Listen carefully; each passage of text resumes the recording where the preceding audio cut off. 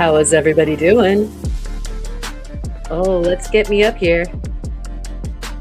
How's everybody doing? Are we 5 by 5?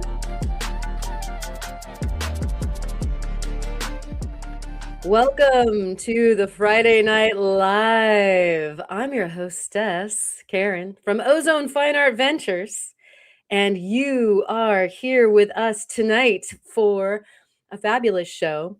We've got a guest on this evening. The beloved Freeform Lapidary is going to talk about an array of things, but including taking a stab at your studio discombobulation and congealing it into some fun finds and studio projects, all the good things that are going on. We'd like to hear what you're working on too at the top of this show, and also saying hello to everybody, and then we'll get on with it.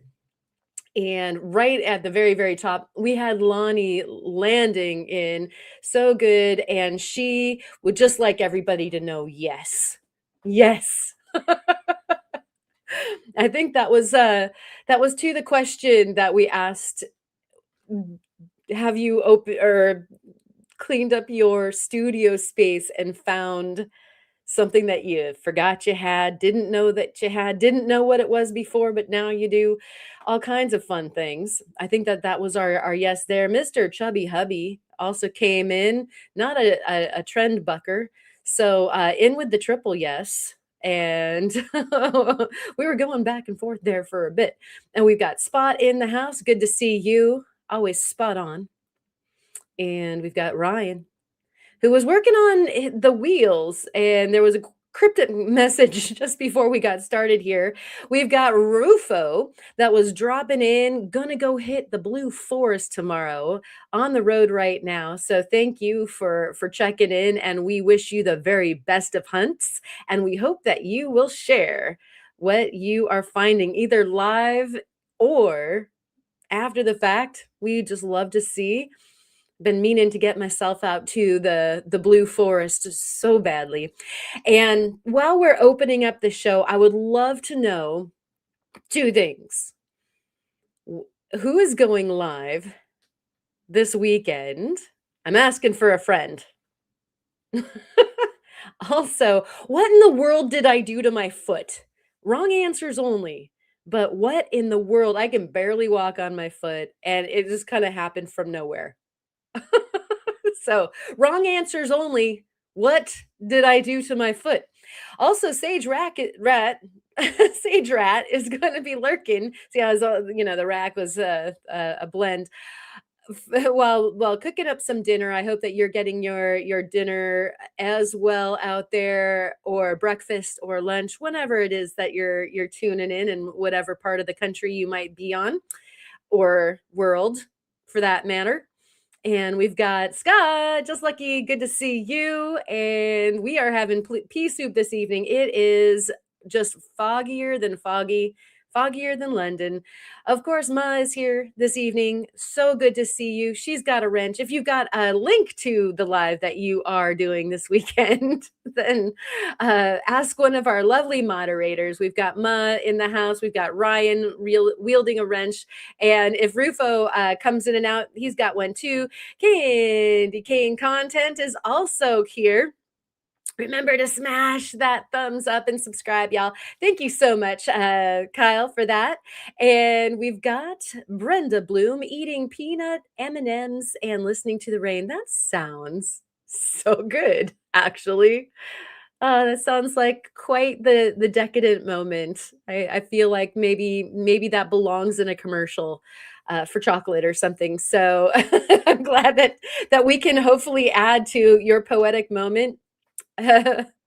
Brenda, and we've got that Opal guy. Of course, YouTube is hogging the 30-minute warning notification. All right, well, at least we've got it going on. You were here with time to spare. We've got Wisconsin Rockstocka, the No Jazz Jerry, coming on in here with the live long and rock on, Nanu, and a howdy, folks, to you. We've got the Soul Adventurous saying, hey, everybody, as well. It's so good to see everybody. We've got Kid Curry motorboating on in here. Great to see you, buddy. And also, we've got Phil saying hello to everyone. And I love those big listy hellos. I can't help myself most of the time. Sometimes you got to do like that blanket hello and a hi to all, but and then sometimes you just want to list everybody because everybody's so special. Thank you for that. And yeah, wrong answers only. You drop that 10 carat stone, the 10,000 carat sunstone on my foot. Yes. Yes, you got it right. Yeah, what did I do to my foot? Thank you, Soul. Boy, that was a great injury. I want that injury for sure. And yes, Brenda is indeed in heaven. And let's see. Wait. You want the truth? I think I forgot to hit the notify button. Ah, ha, ha, ha, ha. Well, we don't want that. We will not make that mistake twice. What did Karen do to her foot? Perhaps the stripper pole was not sufficiently anchored. Oh my goodness. I should check the roof and the floor then, huh? Something is afoot there. Thank you, Spot. That's great. Phil is asking, did I step on a rock?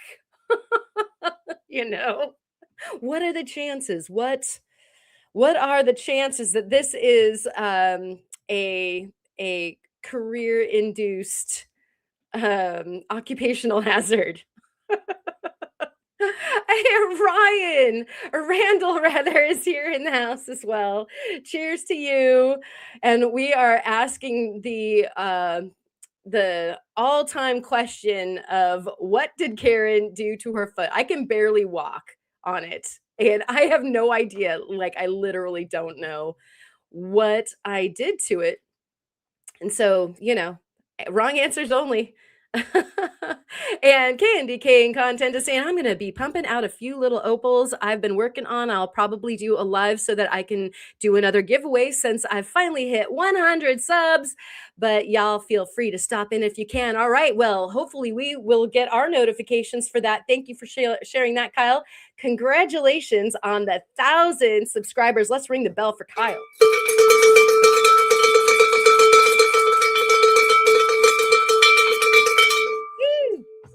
All right. That's awesome news. And we've got Jerry. Jerry is saying that Karen has 2 left feet. Very possible.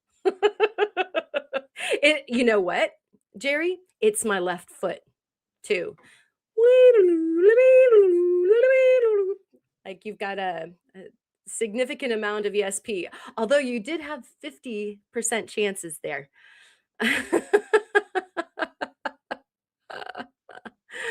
All right, and Ryan, sorry, I was like a long indulgent laugh there. Kid, the motorboat sounds like a cricket right now. How many horsepower does a cricket have? I would love to know. And let's see. Just, oh, my goodness, my guest is having a tough time. And so maybe while you guys are coming up with the what's wrong with my foot answer, and if you're going live this weekend, then get those things up. And I'm going to invite my guest again and see if it's got something to do with our connection.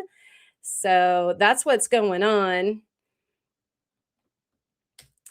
And so fresh connections. We'll see if that works. Okay. And a blind squirrel rocks is here in the house. Good to see you, squirrel. I wonder what you've been squirreling around doing. Eric the cat is here this evening as well. Good to see you guys both. I was looking for our comments for the what's wrong with my foot, and I found a couple more extra people. So I saw that you entered surprise Caleb guest with surprises, and of course connectivity is not supposed to be one of the surprises, and so leave it um in the private messages if we are okay 5 by 5 on your side in that private chat right here on the platform. Okay, so sorry about that. Behind a little bit, we've got James up in here. Good to see you, and Steinkerns. James is reminding us that we all need to stay hydrated this evening through the multitude of fabulousness that we are about to encounter. Cheers.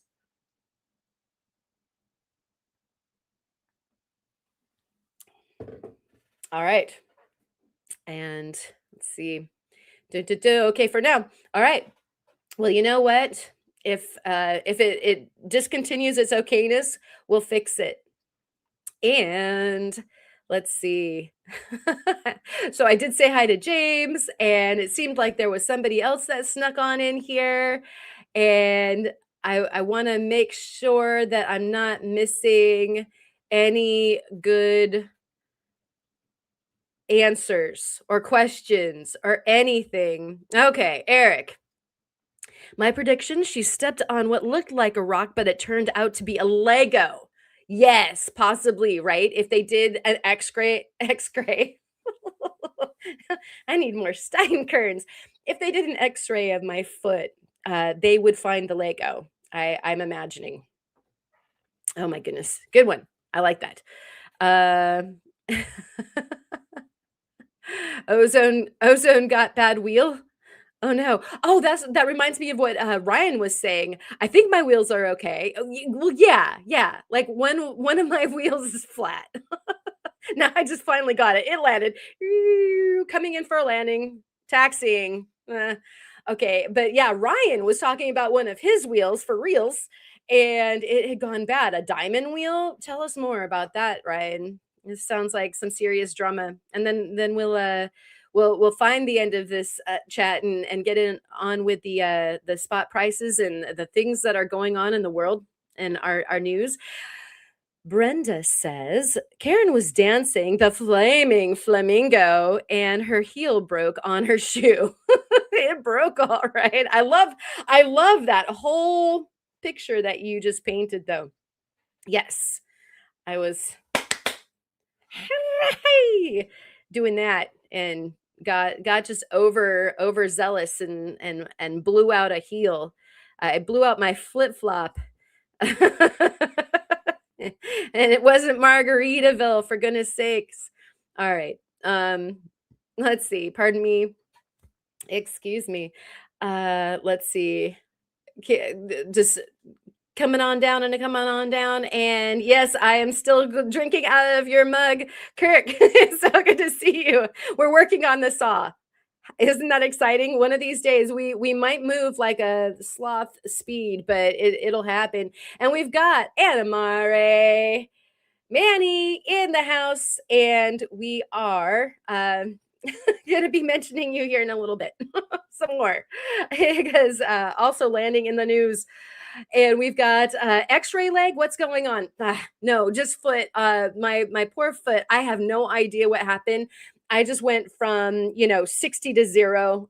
I was feeling fine, like miles per hour, or horsepower or whatever crickets are, and the foot just started like wow, total pain, and then it was like just don't walk on it, and so I've been like hobbling around getting things going on.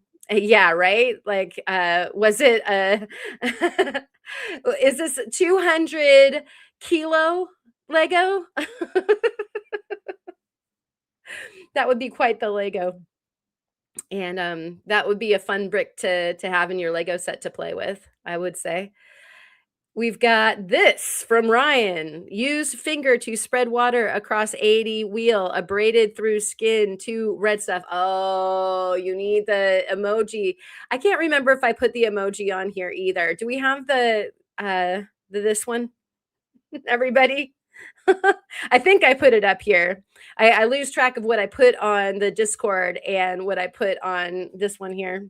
Yep. Uh, gravity and all the things don't feel awesome when it becomes trauma. Yes. So mm. All right. At any rate, let's get on with it so that we can get on with it and get our guest out here. So we'll do the news up right quick. It's the Ozone news.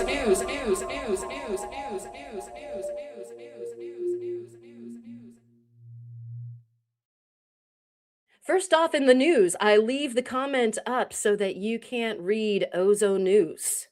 Secondly, we have spot prices coming down the line. Silver, 67.75. Did you buy your silver yet? This might be the time.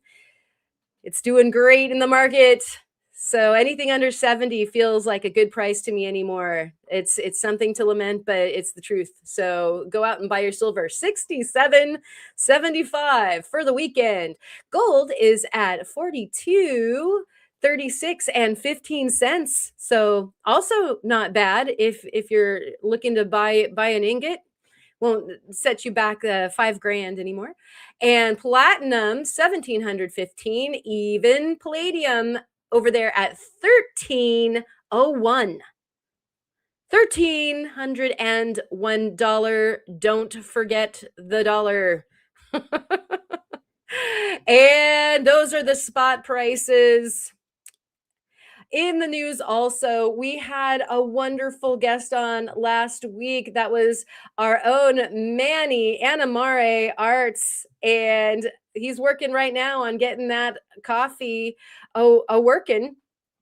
And it was wonderful to chat with you last weekend here on the live stream. If you didn't have a chance to see it, you can go back and check it out. All of the live streams that we've done on Friday Night Live are still up. So if you ever missed anything, you can go back and check it out.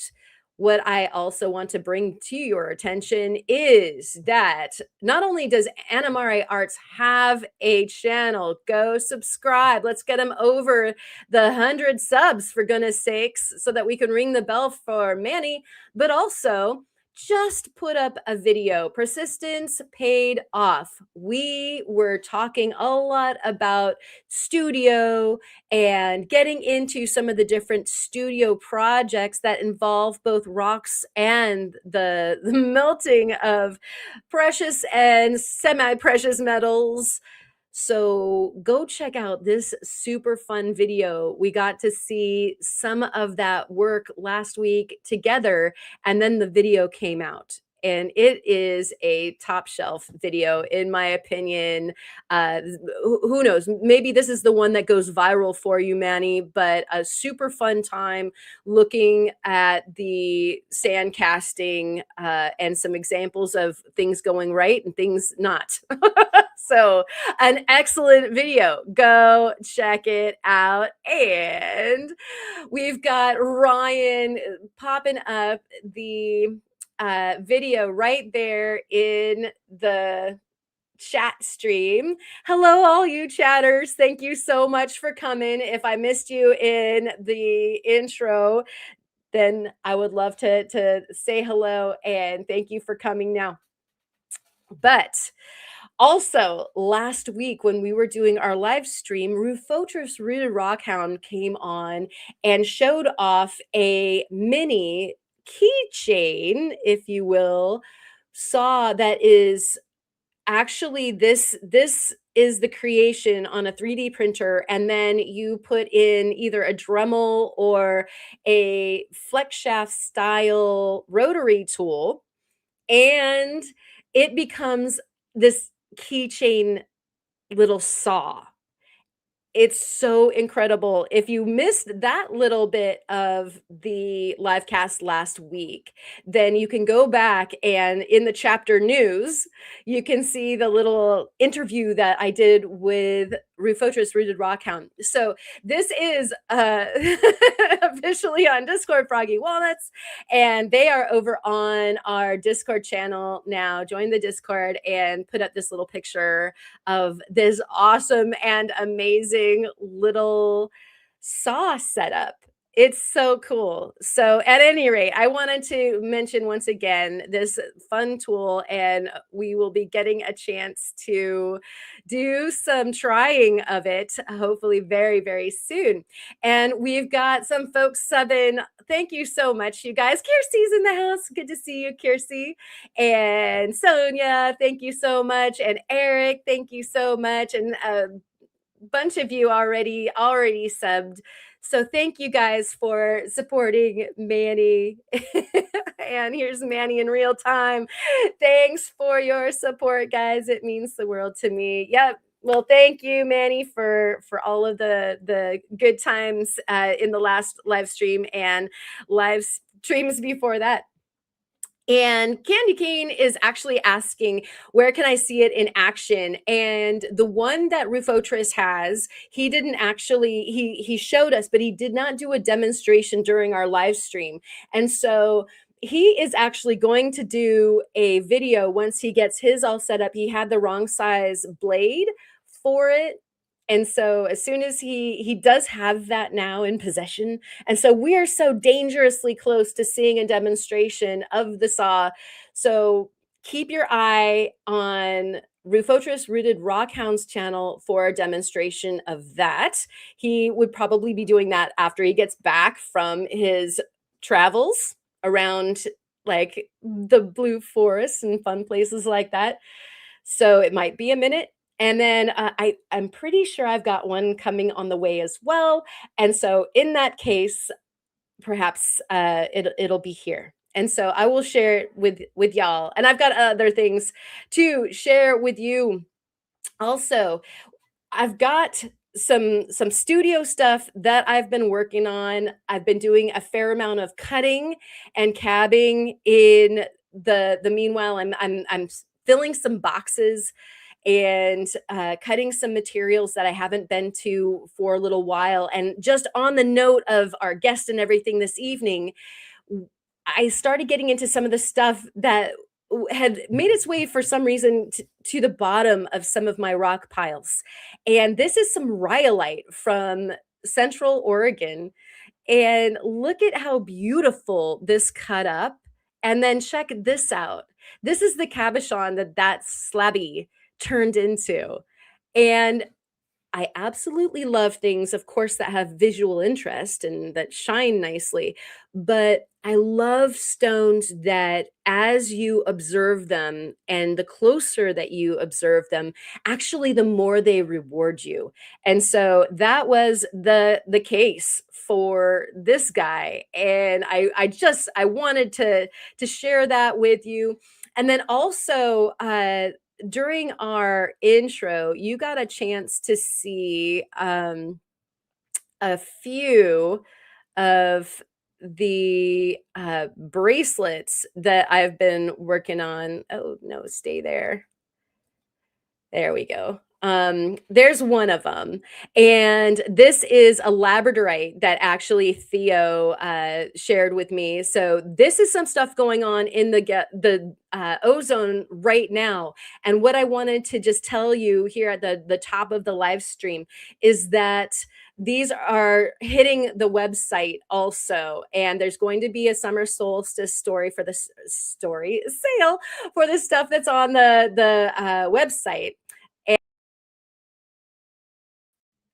That's not going to be there. That's not in the live sale or the sale over on my website. There will be a summer solstice sale over on my website that has the new drops. There will be a new drop this weekend of stuff, and then there's enamel jewelry over there already. And so you can go have a look see, and then you can see. I'll adjust everything for the sale for this weekend. And meanwhile, we had some people land here. We've got Patricia, Lesby Rockin', Cliff, good to see you. and making sure that I didn't miss anybody that might have just popped in. Excellent. And thank you so much, Ma, for popping in the link. she's multitasking too much. Let's bring this back up to the stage. There's that. We were taking a look at that, and actually that ends our news review and begins our much awaited session with our guest. For goodness sakes, I ran too long for everything else in the beginning. What am I, 10 minutes late, 12 minutes late? How you doing, Caleb? I'm doing pretty good. How are you? I'm great. Just I think that the sore foot has gone to my brain, so you'll just That's have to okay. suffer with me. But we were talking back and forth on our messaging about this thing that happened that has changed your studio space. You want to tell us a little bit about that? Sure. Just to start off too, I have a really weird reflection going on here with my camera, so you can see like the Cab King sign right here and Oh, stuff. that It's is like weird. reflecting. I'm not sure why it's doing that, so hopefully it's not too bothersome. If you told us that that was like a fancy camera trick that you were doing just to make it look like super cool, then we would have bought it. Yeah, possibly. StreamYard's giving me some trouble right now, so I don't know if it's that or if it's my phone. I'm not too sure. Sorry about that. It's okay. Yeah. Anyone who's seen some photos or some live footage of my shop before has seen that it can some often look like a bit of a disaster because of how much material I often keep in here. And recently we discovered that the house that we live in here had termites, and so this wall behind me, the Have worst some of other it, little guys too. the spider. Yeah, I'm showing this spider picture right now. Oh, okay. I love this little I guy just so see much. you. Yeah, yeah. I figured you probably so I will actually give you a verbal on what pictures I'm showing. How's that? Okay, that'll work. Yeah, so we had to deal with the termites, and so they had to have some pest control people come out and do some work. So I had to completely undo everything that was on this side of my shop, which was half of it. And so yeah, I had to pull everything out, gave me a chance to kind of organize things and go through things a little bit, and then decide what I wanted to bring back in, because that's kind of a heavy feat on its own. It took me quite a while to get everything out of here. But hopefully we got everything treated, so hopefully everything goes good now. And So yeah, I'm starting. Huh? everything's okay now with the house. I Things have think settled so. down. Excellent. Haven't seen any new activities, so that's good. Yeah, and but you have like muscles twice the size that they were before. Yeah. Um, with all the major bins and buckets and stuff completely full. Yeah, there might have been a few like 28-gallon bins completely full of petrified wood that I had to move out of here. So those probably weigh, I don't know, 2 or 300 pounds. Oh, wow. Yeah, no kidding. I mean, I was thinking in terms of tonnage as far as, the wholesale gross of what you had to move around. I know you've got a lot of rocks. Yeah, and it wasn't just moving it out and then moving it again. It was moving it all back in and or out to my other storage area where a lot of stuff ended up, which was one of the benefits of actually being forced to do it. Was like, okay, now I can go through everything. Because I had stuff buried on shelves that I haven't seen in so long. I completely forgot what was in there. And it's like, oh yeah, I can get rid of this stuff. Or at Right? least find a new home for it, maybe. Or happy that you have it that you didn't know you had it. Anamare Manny is saying that you might have the green screen feature on. Yeah, So maybe. that could be a thing. Um And Spot was saying, put the Kyle signal up because of the termites, and everybody is saying termites are like terrible. Yeah, Yeah, it wasn't good. nobody It loves them. part of the problem, which I guess everyone should kind of be aware of, was that I had so much stuff because of I have these gigantic shelves over here, you know. Oh, I've actually got a picture of that. Is it okay for me to show the studio pictures? Sure. Okay, so I'm showing the side that, all of those Tupperwares or the totes are stacked up, which I Okay, think yeah. was what you were about to show, right? Well, that's one of them. I have three of those giant shelves in here. And to my Wow. point, what I was saying was because I have those big giant shelves that go almost to the ceiling of the shop here, I couldn't see that there were termite tubes going up the walls by the studs behind them. Oh, So that takes quite a bit of time to develop, and I had no idea because they were completely full. And right. so now, going forward, try to, well, having a little bit less stuff in here, and then just now I have to keep an eye on things a little bit better. Yeah. Wow. But that was a cool preview of like some of the organization that you did. And then it's interesting to see this picture is actually of your Cab King. And so you're probably sitting with it in the background right now on that Correct. stool. Mm-hmm. And it's interesting to see the space. Plus, I'm seeing the shelves not full, which also is crazy because nature abhors the vacuum, and they're gonna be so full so fast, right? Yeah, I've already started putting a few things back. I'm deciding on what I want to do with everything because a lot of the stuff that was on this shelf was on the other shelf, which you had pictured with all the totes and tubs and stuff. Gonna try to refine the space in here to things that I work more often or want to keep out of the weather or keep a little cleaner. I have like a secondary barn storage that I keep a lot of things in. But yeah, try to refine it down because sure we all are familiar with like if you have a bunch of stuff piled up, how often do you get to the stuff that's in the back? Like you're saying, the bottom of the pile, the back of Yeah. the shelf is the same thing. It's like I don't know. If I happen to see Mm. something, I'll try to yank it out. But so Or hopefully, I the try to keep it down to like the usual suspects and some nicer things. Yeah, I was moving some stuff around again out of necessity. Like a lot of times it's just not going to happen until it's like a complete necessity. But Yeah. they were mailer boxes that I don't know if anybody else has this problem. I doubt it. But like stuff is in the mailer boxes, like the medium and large size mailer boxes. If it ships, it fits or whatever, stacked, and they're not one deep but a couple deep Hmm. and high. I haven't seen this on anybody else's videos actually, like in the background or anything like that.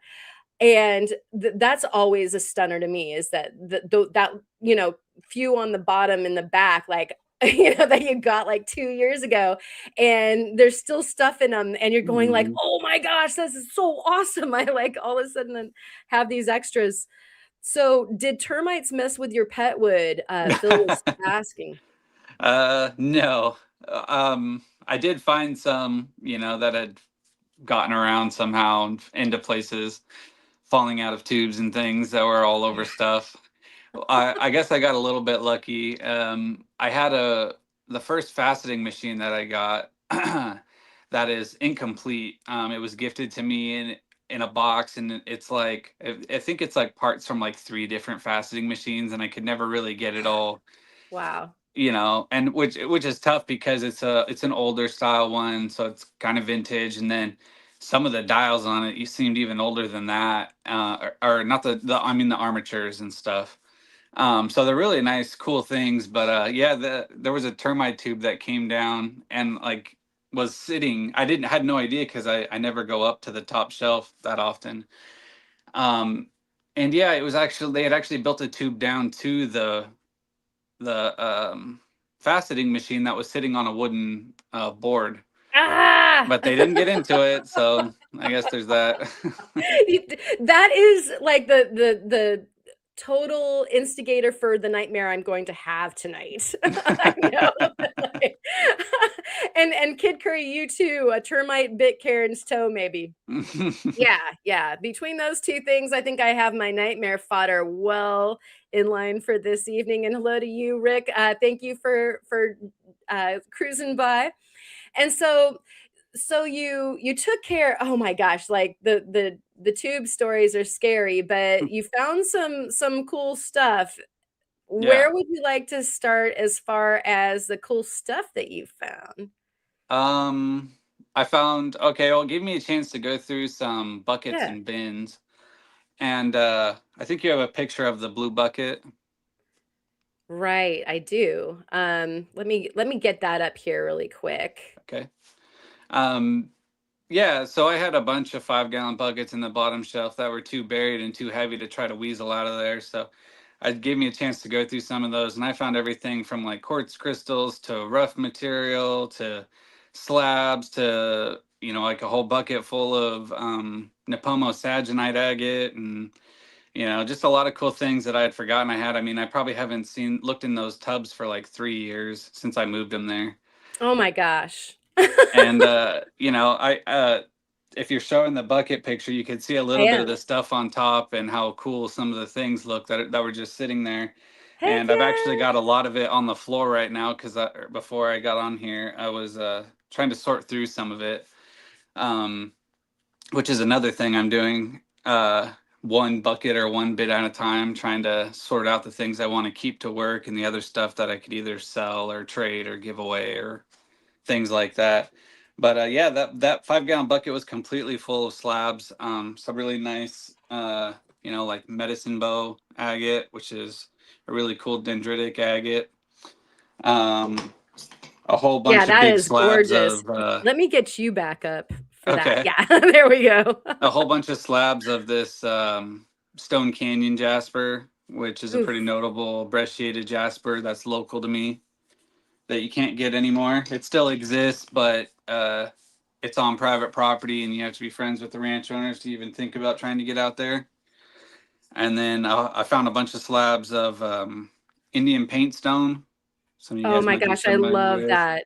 That would be okay if you drop that into my box. For those of you that don't know, I collect this stuff. I absolutely love it. It's a bit of a pain in the ass to work with, but it's just really cool looking material. Yes, for And sure. a bunch of like Arizona petrified wood slabs, some really nice Laguna lace agates, and some other miscellaneous things, and a bunch of stuff that's like mid to low grade other things that I could part with.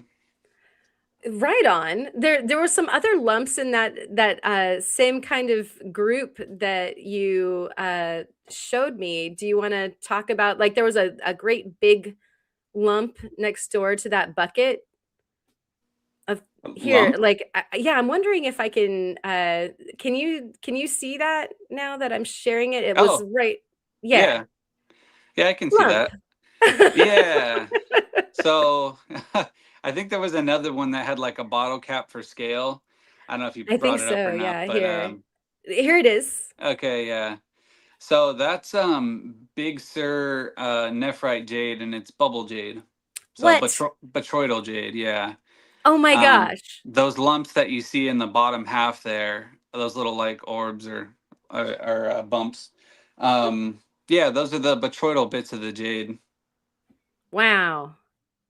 Yeah, that is gorgeous. Let me see if I can, I'm trying to, yeah, there we go. Did that maximize its view there? Yeah. Cool. So that is stunning. I did not see when you were, sent me that photo dump. I was like, yeah, cool, big thing. But I didn't know that big thing is like a big deal. Yeah, And it's a very large chunk. One of the biggest chunks that I got, that was from a sale down in, was that in, that was in Napomo. Um, a lady needed her backyard cleaned out, and she was an older lady, and her parents were lifelong rock hounds going up and down California, and they just had a ton of stuff and a ton of jade. Um, Part of the buckets and bins that I also pulled out, I have five 7-gallon bins that are completely full of Big Sur jade tumbles. so I have a video of that. Do we want to look at that? Sure. Okay, hold on. Whoa, not that. Oh, get rid of that. Let me just poke on that again one more time. Yeah, I knew it was going to be this kind of night. If you're not malfunctioning, I will. How's that? We've got this covered. No, we've got this bad boy. And That is all jade, you say? Yeah, that's all Big Sur nephrite jade. Those are all pieces that I did an oil treatment on. So these had no polishing done to them. These are right off the beach. They look weathered and worn and patinaed, and they don't even look like jade. They're very rough and gray looking. And then after a several hour oil treatment in mineral oil in a crock pot and wiping them off, they look like this. You know, like, can you hear the you digging through that pile on your side? Yeah, I can hear it, and I can only see like a still frame of me holding one of the pieces, but Oh, that's hilarious. We're all seeing the, like, to the best of my knowledge, we're all seeing the thing like actually running here. But that sound is so ASMR like oh yeah. pleasant to me. Usually I just try to mute the videos so that you can just do a good talk over, but this was so good that I was like, let's hear it. And It is pleasant. I sat around in here before just rummaging through that and collecting pieces out of it. oh, so satisfying. And was showing this guy, let me take this down and put this guy back up. This was part of what one more time. There we go. Uh, so on the video, I just took the ones that you had shared and kind of busted them together for the beginning, but I would presume that this is some more of that material. Is it the dark square Oh, piece? so there's 3 of them, and I started with the light one, and then Okay. there's a like 2 darker ones. Okay. The light, like kind of palm-sized one. Yes, yes. Yeah, that's a piece from Big Sur that I polished from a rough piece that didn't look anything like that when I started on it. One of the things I think you can see in that piece is you see kind of like those almost like reflective or like lighter colored layers, like kind of like spots in it. Yes. Uh, because of the way that nephrite jade forms and the stuff from Big Sur very specifically, it is very layered, and those layers become they can separate over time if they weren't fully together, or maybe just from crashing around and stuff that they start to kind of break down a little bit. But Oh. those layers can delaminate pretty easily, and so when you're working it, you have to be careful. Like I did this on the wheels, and when you're doing the edges, when they start getting real thin, I mean, it just really likes to start breaking down on the edges there. But when you do get it Nice. captured, like in the center of the stone there, you can see they oftentimes are reflective. So when they're in the light, it has a lovely greenish gold kind of reflection. Um, and Yeah. it just makes for some really cool pieces. That's beautiful, and so, yeah, thanks for the heads up on working the jade, and Sonia was asking, this is jade? Yeah, nephrite jade. There you go, and, the origin of it was, Big Big Sur. Sur? Yeah. Big Sur, excellent, thank you, and Spot is asking, microfractures? I jade can fracture, of course. I guess you could call them. I guess you can call them fractures, or kind of just like delamination of the layers, because both can occur. Like they can get just a fracture that goes perpendicular to the layering, and then you get these type of things where the fracturing is with the layering. So it's kind of more like a delamination than a true fracture, if that makes sense. Yeah, it does, and it kind of looked like that piece, had those sorta sinews that you sometimes see in the serpentinite when it has what am I thinking of? The, asbestos in Yeah, it. like yeah, it's the same thing. Right. Those asbestos fiber, it's asbestos all the way to nephrite jade is the same family of things. Through time, heat, and pressure from going up and down in the Earth's crust, it super compacts those fibrous layers into more dense and dense into a more dense composition. And so it's the That is same so thing. fascinating, right? Right. And so you've got this serpentinite that is on this incredible scale of being a young ocean rock all the way through to being this beautiful gemstone. Yep. Yeah, very cool. And so the next one that you were showing was that kind of like dark, deep forest green that was kind of blocky. Do you want to Yeah, show that one? sure. Okay, there we go.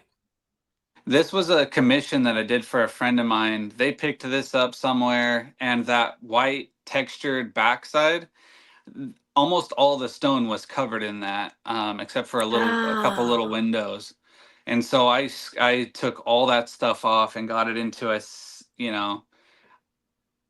kind of a fluid shape, so to speak, where you didn't have just like these super sharp edges and things like that. And it was quite the ordeal trying to do this. It actually took me a few tries to get it right because of scratches being a problem. Like I think on a couple, at least on the one side, you can see how it's a concave, like going into the stone, like that curvature. If anyone's ever tried to work something like that on the wheels, it can be incredibly difficult to get scratches out of that if you don't have like some new wheels that can kind of get in there. So if your wheels are pretty broken, it can be hard to get those scratches out if you're not rounding it as well. so that's the concave feature I'm showing up there near Yeah. what looks like your thumb. And then Sonia had a question about how is it that they made all those statues with it and it didn't break? Okay. So really high quality jades, like the best in terms of quality and color and all that. They seem to have it's a composition thing. They make those statues primarily out of the really good quality jades, the ones that are fracture free, the ones that are very solidly dense and don't have the layering being an issue, so to speak. Now that being said, there are also like lower quality jade statues that still hold up quite well too. But jade itself, because of the fibrous nature of it, or sorry, yeah, start with nephrite jade anyway. Because of the fibrous nature of it and how compressed it is, it makes it super strong. That's how you're able to make jade carvings and things that are incredibly thin and can hold up. It's like the most durable stone or toughest stone. It's not the hardest stone, but it's the toughest. And then if you want to think of, and that's like on the that applies to both nephrite jade and jadeite jade. Just with jadeite jade, it has a different composition. It's not a fibrous nature, it's a crystalline nature that has been super compressed. So all those fine crystals are locking each other in so tight that it makes it also durable and tough. Thank you for that. And from what I understand, it's somewhat like how Michelangelo used to choose the different marbles that he was going to use for his sculptures. You can only imagine some of these masters have the ability to look at a piece and go like, yes and no to you. Mm-hmm. And so, like you were saying, just different quality levels Yep. to attain what kind of sculpture, what have you want to get out of it. Yeah, especially if you're getting into fine detail work and thin areas, yeah, you want the best of the best that you can get. And just to give like an example of like how strong these things can be, and of course they can still break. Enough force, will or dropping it on concrete can still break thin jade pieces and stuff like that. But like we have like the Big Sur Jade Festival and the Monterey Jade Festival, and just a ton of jade carvers around the area because Big Sur is so close. And when you go to these places and you see some of the jade earrings that people make, like the leaf style, Mm, or they're like a 16th, and sometimes it seems like less thick, and wow. these big bladed earrings and stuff, and you're like, how does that even hold up? Because and they just do. I mean, but like I said, you can break it if you really try or do something silly, but As with anything, I mean, but that is really impressive. they're incredibly durable. Awesome. Rick is wondering what tools did they use to carve the jade, which you probably know a little something about. You love carvings, don't you? Yeah, I mean, in the modern age, we use diamond tools and silicon carbide tools, hand tools like on pieces like Fordhams and Dremels, and also um, what are they? Hand files, diamond hand files. You can use, they make like diamond sandpapers and other kinds of sandpapers that people often use, usually silicon carbide style sandpapers. I don't know. I'm kind of flabbergasted at some of the ancient jade carvings and stuff and how they were able to accomplish not only the cutting and the detail, but the polishing too and everything on some of these pieces. You're like, how'd they even do that back then? I'm not Right? so well versed on that part of it, but yeah, there's a whole myriad of tools. I mean, you see just like a lapidary artist or like a jeweler's bench. I mean, I've seen jade jade workers shops that are just an insane amount of different types of sanding and grinding and polishing equipment for working jade. Because Yeah. oftentimes with the carvings and the pendants and all the stuff that they're doing, they got to get into tiny areas or thin areas, and they've got to get a polish on everything. And yeah, they put a lot of time and effort into that kind of stuff. For sure. And I mean, you think about the ornate carvings, say from the Rick brought up the more ancient dynasties, and you can think of the intricate carvings that they both did in wood and in ivory and in jade and that sort of thing. They obviously had the technology, the artistry, and the time to perform these carvings, and you would imagine they were variations on a theme as far as they figured out how to do something of lower mows, say the ivory or the wood, and they just improve upon whatever it is that they're using as a grit. And I'm I sure that did R&D went into that. Yeah, go ahead. I did see a video recently. I don't know if you guys ever see like reels and stuff like that. There's a lot of people like in China and other parts of the world that produce these really high quality videos of them doing Yes. um their modern videos of them doing things in ancient ways. And one of the Mhm. ways, now that I'm thinking about it, they were making some kind of a board and they were using, to me, what looked like probably jadeite jade as part of their thing. And they started off with blocks and they didn't use big old modern diamond blade saws. They used what's essentially like a curved piece of wood with a string on it. And they use silicon carbide grit and they get it wet and they just start rubbing it like you would a saw blade. And Right. eventually, after, I don't know, a million hours, they can get their way through it. Now, I have a little skepticism about it to say, like, they show clips of them doing it. I don't know. Maybe it's serpentine and not jadeite, or who knows if it's a little softer. I don't know. Or if they clip, they only show the clips of them doing it the old way and they speed it up with the modern way on the back end Right. Yeah, behind the scenes. But I that remember is, seeing. presumably a way that they accomplish that goal. Yeah, I remember seeing somebody who outfitted a what looked like, uh, an ancient, uh, drill. So, you know how you can use kind of like a bow to Hmm. make a drill, or, wind, and then you do the thing kind of like, starting a fire, Right. that kind of ancient drill action, and I saw somebody doing that as far as how they were boring through rock and that sort of thing, and so Hmm. you can imagine, once again, they had a lot of technology that I think we have the tendency to not wrap our minds around because we have power tools and things like that, or beavers, according to Kid Curry, and that beaver that Michelangelo had must have really had quite the motor to be able to chew on the rocks like that. And yes, we Right. did keep that PG, buddy. um but yeah, the material is so beautiful, and the way that they are carved. I think we have one more video. Let's see. This is still that one, and then which is absolutely gorgeous polish. And maybe we don't. Maybe we go on to the globular other one. And was that little globby that I was just showing? Was that the big jade also? Yeah, God, I that's want also a piece of Big Sur botryoidal jade.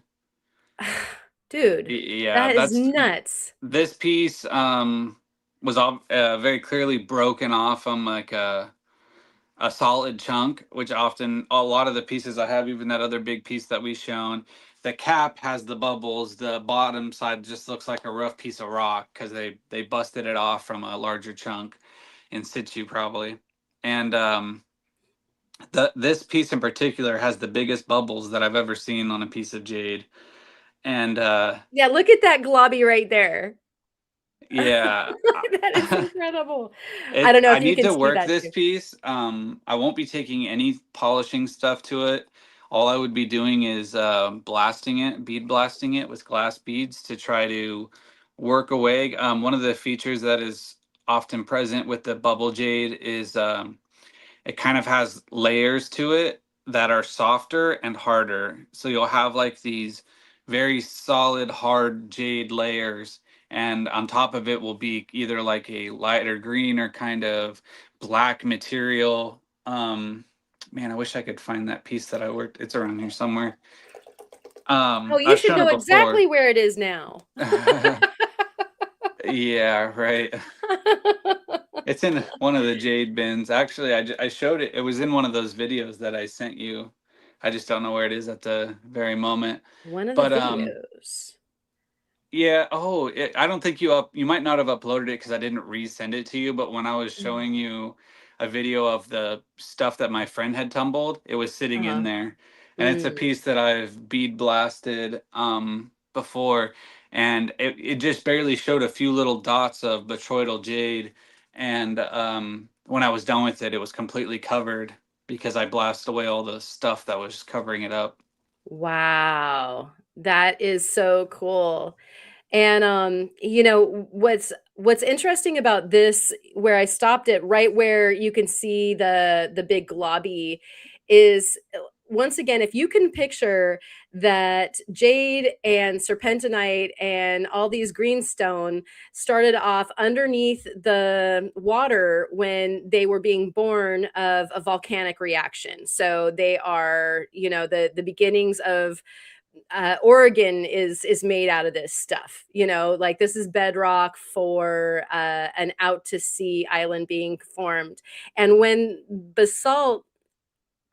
is when basalt meets water, it does this thing called pillow basalt, right? And this actually looks kind of like pillow basalt. It's a bot, but it's also a pillow.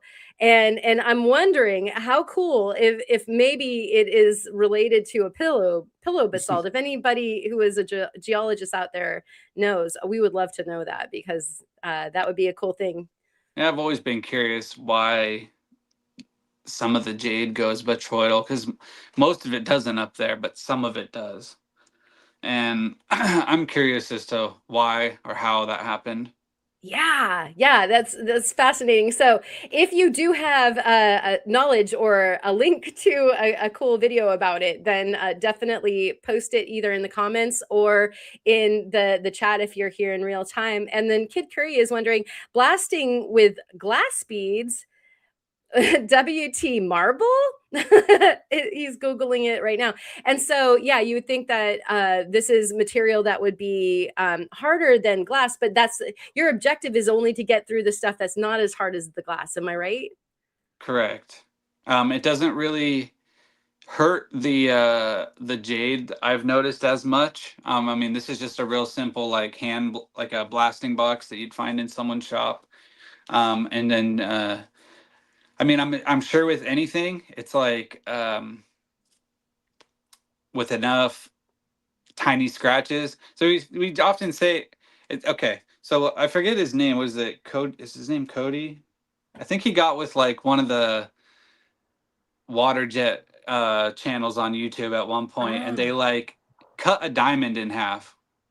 Okay, and you're sitting there. Well, mhm. how does a water jet do that? Because it's water. It's a lot of pressure. and they use a grit in it. And the grit that they typically use is garnets, which are not as hard as diamonds. And it did struggle, but it did also cut it. So it's like a death by a thousand cuts. Eventually, like it's like it micro Wow. scratches it just enough because there's so much pressure and the abrasive that it will scratch it. That's incredible. What a cool story. Yeah. And so that's Maybe interesting. it's not so much scratching it, but it's just the pulverizing of it against like the edge is enough that on a micro scale that it's just blasting its way through it. Yeah, it's working its way through the lattice Mm. of the crystalline structure, basically. I mean, yeah, by pulverizing, like you said. That is amazing. That's a very, very cool thought. And it's interesting to wonder about, the different things that were built of some of these materials and how many times they got carved over, like the Sphinx, as Spot is saying here.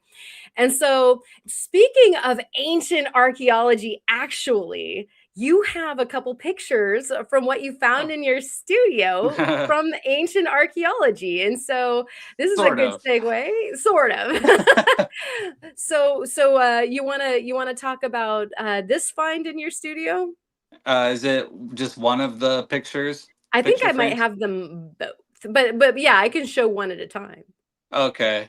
Yeah, those are something that I've kind of refound. I knew I had them, but they were out of sight, out of mind. Kind of forgot about them.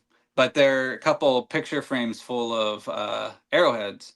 Now, these are not ancient arrowheads; they are modern arrowheads. Um, but still a really cool find to come across. I was on a trip up into Oregon, and I was in where was I? Was I in Roseburg? I think I might have been in Roseburg or something like that. And I was just what we were walking around downtown in these little shops, and there was just this little shop. I thought it was gonna be an antique store based on what I could see on the outside, and it was like a place kind of like an antique store where it has a bunch of little booths in it, Mhm. where some people are selling antiques. The most of the people are selling little tchotchke type things, trinkets and whatever's. Oh, yeah. And I was like, okay, Antique well, mall. sort of, but Yeah. mostly like trinkets and little things. And anyway, I was like, okay, well, we'll just kind of walk through this place. It was kind of big, and out the last aisle that I went to, which was actually right next to the registers, I kind of looped through this place. Was that this person had little crystals, like things you would find everywhere, like little pieces of amethyst and the cooked amethyst and some thunder eggs and some polished pieces. I was like, oh, okay. And then I started looking, and there was like, I bought a few little rough rocks out of it. There was like a bin full of stuff that had like some Bruno jasper and whatever. And then Oh, when nice. finally got around to out of looking down at all the rocks, I looked up, and on the top shelf there was these two displays of arrowheads sitting there, and Wow. I just was mesmerized because I flint knap, so I like to pick them up anyway, and it's very well put together. Obviously, someone put a lot of effort into the design of setting these in here certain ways, and Right? So beautiful. I think I ended up asking if I could take them off the shelf, and I pulled them down so I could see the price on them. I wasn't even sure if they were for sale. I just wanted to look at them. And then I saw there was a price tag on them, and I think I paid like $50 each for these two Get displays. all the way out of Dodge. I mean, one of these arrowheads took longer in that in somebody's hours to make. It can, depending, yeah, especially because I don't know. This one is more special to me. The reasoning being, do any of the rocks in there look kind of familiar?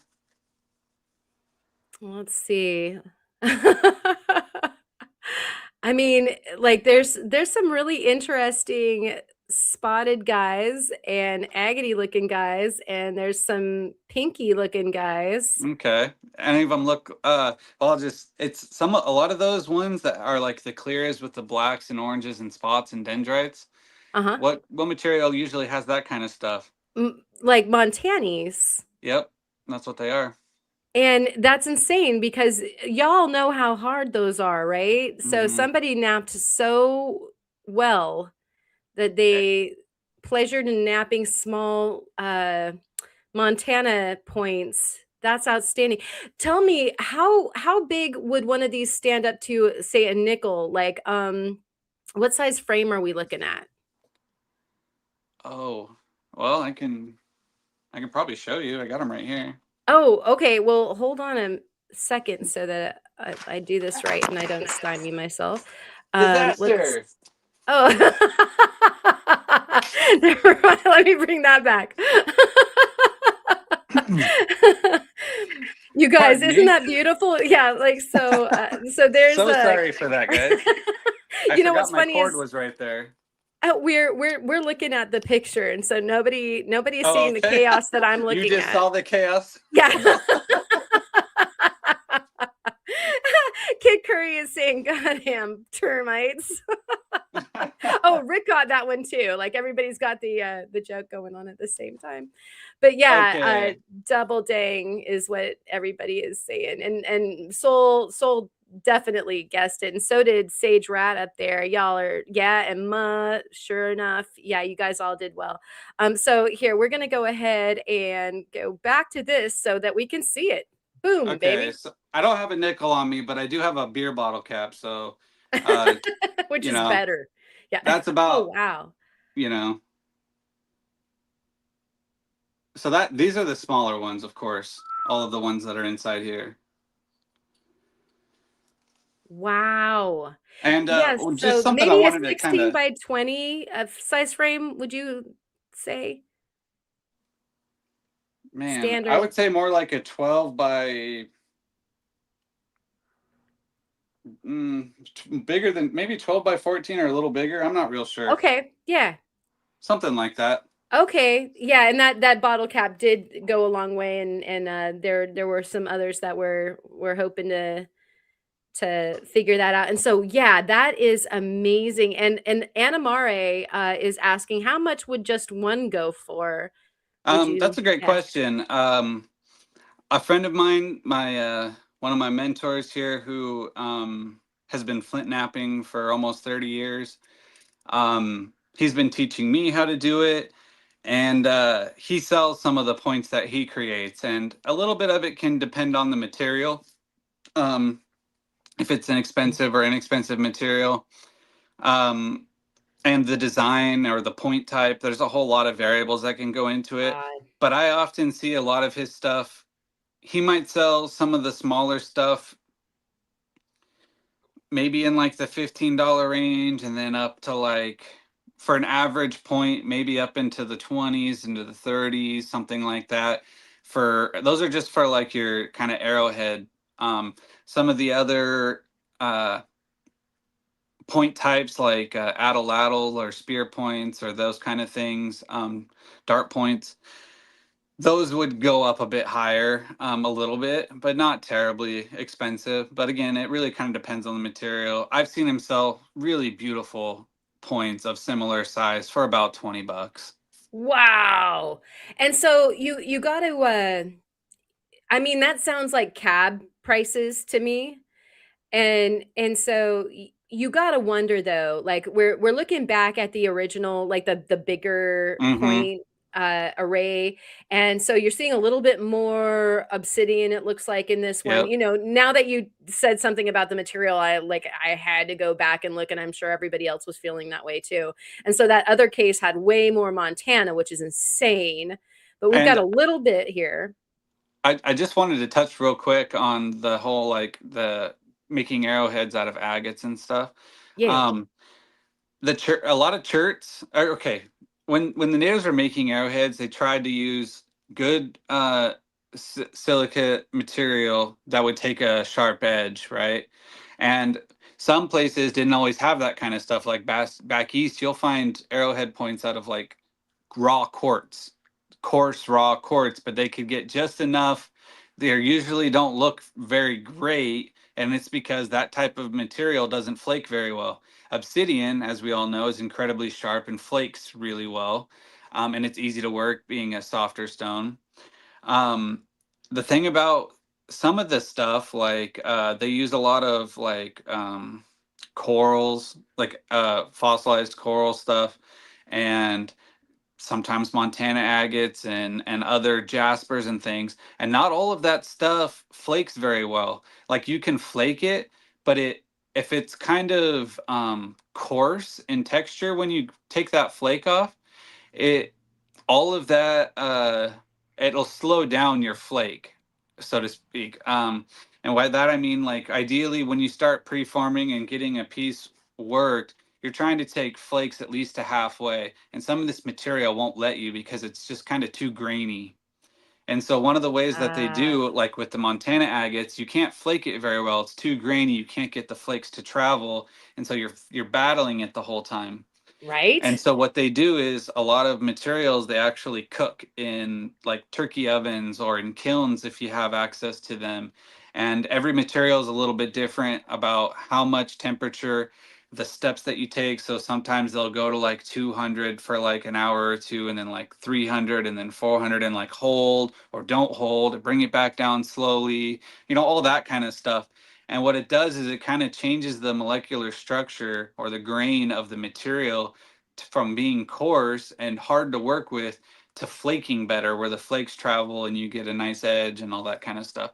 And so someone had to cook all of that Montana agate in a kiln to get it to be like workable to that degree. That is so fascinating. Thank you for sharing that. And Cliff actually mentioned something about that as well, as far as heating the material. And then also, Cliff brought up that many sell their points at 10 or 15 bucks per inch. Right. And so I would imagine that has something to do with the artistry, the size, the material. Also, Bob's Rocks, good to see you, buddy. A lot found out here are in the desert. Out here in the desert are jasper, Yeah. and I've found some that are jasper in the desert as well as chert. And so, yeah, you have to wonder, as far as those chert ones, did they stick them in a fire? You know, Yeah, they they they that's they what knew that's about one of the that. ways that they used to do that. If they had to, they would cook them in a fire. Also, some things are ready to go. Like, I don't know if you've ever heard of Lavic jasper Uh from huh. down in Lavic out in the desert. Yeah. That stuff is a beautiful lapidary jasper. It can have a bunch of different colors to it, primarily red, but you can get into like the ochres and greens and some of the other cool things. Oh, nice. And it's a fantastic lapidary material as it is, but it's also flakes so easily.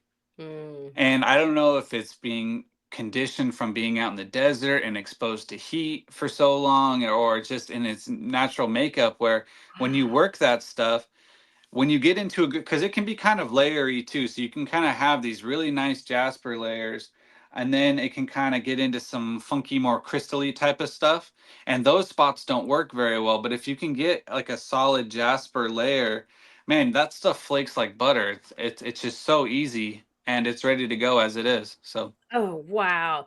You gotta think that, like, again, if you're in a volcanic region and it has some chert already, but then in comes, like, a volcanic activity, maybe that was just enough heat to bring a chert around to being more malleable for mhm. yeah, that is so cool to think about as far as what could have happened with geology. Oh And yeah, then like, go go ahead. ahead. Okay. uh we have a lot of Franciscan chert here because our area is part of the Franciscan formation. And so we've got all of these lovely colors of chert, can come in almost any color. And some of it can flake. It's generally considered a bit difficult. A lot of the point types are that are found around here are made with it. Um, some of it flakes easier than others, and it's the same stuff. Like you can find the same rock, like the same colors, same patterns, and one of them will flake easier than the other one. So just something somewhere, sometime made it just a little bit, the composition maybe just a little different or a little more, a little better. And then we also have like Monterey chert here, which is like formed out on the abyssal plains of the ancient oceans. And that stuff flakes really nicely. Gets incredibly sharp. It's very tough. And that's like a brown root beer colored chert primarily, and it can even go into like black. Oh, cool. Yeah, it's amazing the array and just again to think about what different treatments the earth gives it before, we are party to it. Sage Rat is saying they would bury them 3 to 6 inches down and build a fire over and burn for several hours. Yep. So y'all have your marching instructions unless you have a nice kiln around or something like that. Yeah, and so what do we have still on deck to chat about? I think we had some more pictures. Probably. There were some um, cabs, maybe I think oh some yeah, pen heck bins. yeah. Let me get that queued up. And so would you say that your experience with having to clean up the action in your studio was that conducive to your work, or do you feel like it wasn't? Um, well, conducive how? Like, what do you mean? Sometimes cleaning can, like, my mom used to always say that the inside of her mind was definitely a result of what her outside environment was like. And so if her studio Mm, was like completely discombobulated, a lot of times she would experience the same inside her mind, whereas the creative process would be a bit discombobulated as well. So would you say that the studio organization helped in that way? it's helpful in a way. I'm very I'm very much on the fly when I'm in my studio usually. And that being said, sometimes I will produce like sets of stuff. Like I was for a while I was trying to fill up entire Riker display cases full of stuff, so I would get kind of stuck into one thing. But very often when I'm wandering around in here, just going through bins and looking for things to play with, it's just on a whim. And so, like, the disaster doesn't matter. It just means I have stuff everywhere to look at, and then I'm like, oh yeah, that sounds good, and I'll start messing with that thing. So I don't know. I work in the chaos just fine. I mean, when I'm prepping for a show, I mean, this shop is an absolute disaster. It's like a rat path of bins and and buckets and lapidary equipment, and I'm just on the fly going from one to one and grabbing stuff as I go. Gotcha. Well, you grabbed this. It's that cab that has Mm. the amazing structures inside. Made a kind of cushiony rectangle out of it. Tell us a little bit about this cab. Yeah, that was actually a little tiny slabette of material that I had found in a bin as I was cleaning things out for the termite situation. And when I would take a break or do something, I'd just kind of flip through things. It gets pretty hot in this shop. And I would just grab something and start messing with it. And yeah, this little one just kind of stuck out to me. I wish I could have captured more of it, but there was a couple fractures and some things I had to kind of work around. But yeah, just like I just captured it reminded me when I got it wet of like it looks like the pillars of creation kind of to me. Those like Heck plumes kind yeah. of jutting up. And so yeah, I when sometimes like I said, I'm on the fly. It's like I don't know if I want to cut it until the moment comes. And this was a thing where I was like, I saw it, I wasn't able to cut right at that moment, so I set it on my cab machine. And the second I was able to put my machine back and the shelves back, I just took a break and cut the cab because it was just kind of on my mind. Yeah, yeah. Anna Mare Arts is Alien Ant Farm. Yeah, right. Or those termites like somehow repeating themselves into your work. And a bunch of people are like, yeah, wow, dude, that's an absolutely beautiful cab there. And it's got that And little white banding window right at the top center. yes. And it's cool. I was trying like hell to get that out of there because when you look at it from the side, which I didn't provide a picture of, I mean, it's just like right below the surface, but I was getting to the point where I was risking running super thin if I kept going. And so I Oh. just decided I pushed it far enough and just left it. So yeah, Caleb, let us know if you're wanting to get rid of any more slabs and rough, and that's a plug for you because I know you're planning something soon. Yeah, I was trying to get the ball rolling on doing a live sale of sorts, probably here on YouTube. Uh, and then I just ran into work, putting me on overtime, a ton of overtime, and then the termite situation just kind of stalled everything out. But hopefully, yeah, there will be a time. I mean, you can even hit me up privately at any time, and I can probably throw some stuff together because I have a lot of rough and a ton of slabs. And when I say a ton, it's probably literally weighs a ton. Yeah. And he knows because he's just weighed it out recently. But yeah, you know, the thing about you having a live sale, I hope you do it soon because we do want to we would love to be able to buy out of your shop, and you have such beautiful things that you've shared with us. I know a lot of the people in the community would love to help support things like this cab here. Tell us a little bit more about this guy. Okay. I've got a local friend. He actually lives like a half a mile from me. Real big fossil guy, kind of known in the fossil world a little bit. And he referred somebody who lives up in Monterey, I believe, to hit me up to see if I'd be willing to do a little trade for some material in exchange for some cabs. And so he sent me a little box full of stuff that he's found and cut up, and I'm just kind of doing a friendly little trade with him where I get to keep a few things and send him back some cool cabs out of his material. He can cut rocks with the saw, he just has no lapidary equipment to polish. So just kind of doing a little favor thing for him, just kind of at my own pace, no rush, just when I can squeeze him in, I cut a few things. Yeah, I mean, beautiful material, and another gorgeous cab. One of the things that I really enjoy about seeing with your cabs in particular is that they have to like they tend to be large format. You know, you do smaller cabs, but like a lot of yours are definitely a few fingers tall, like this one. Um, Yeah, I definitely yeah. try to mix it up, and some things like this, like I don't know, like like say you made a smaller cab of the upper section above that white line. It would probably be cool. It'd probably come off a little flatter than including all of the white stripe and then the two green stripes kind of going across.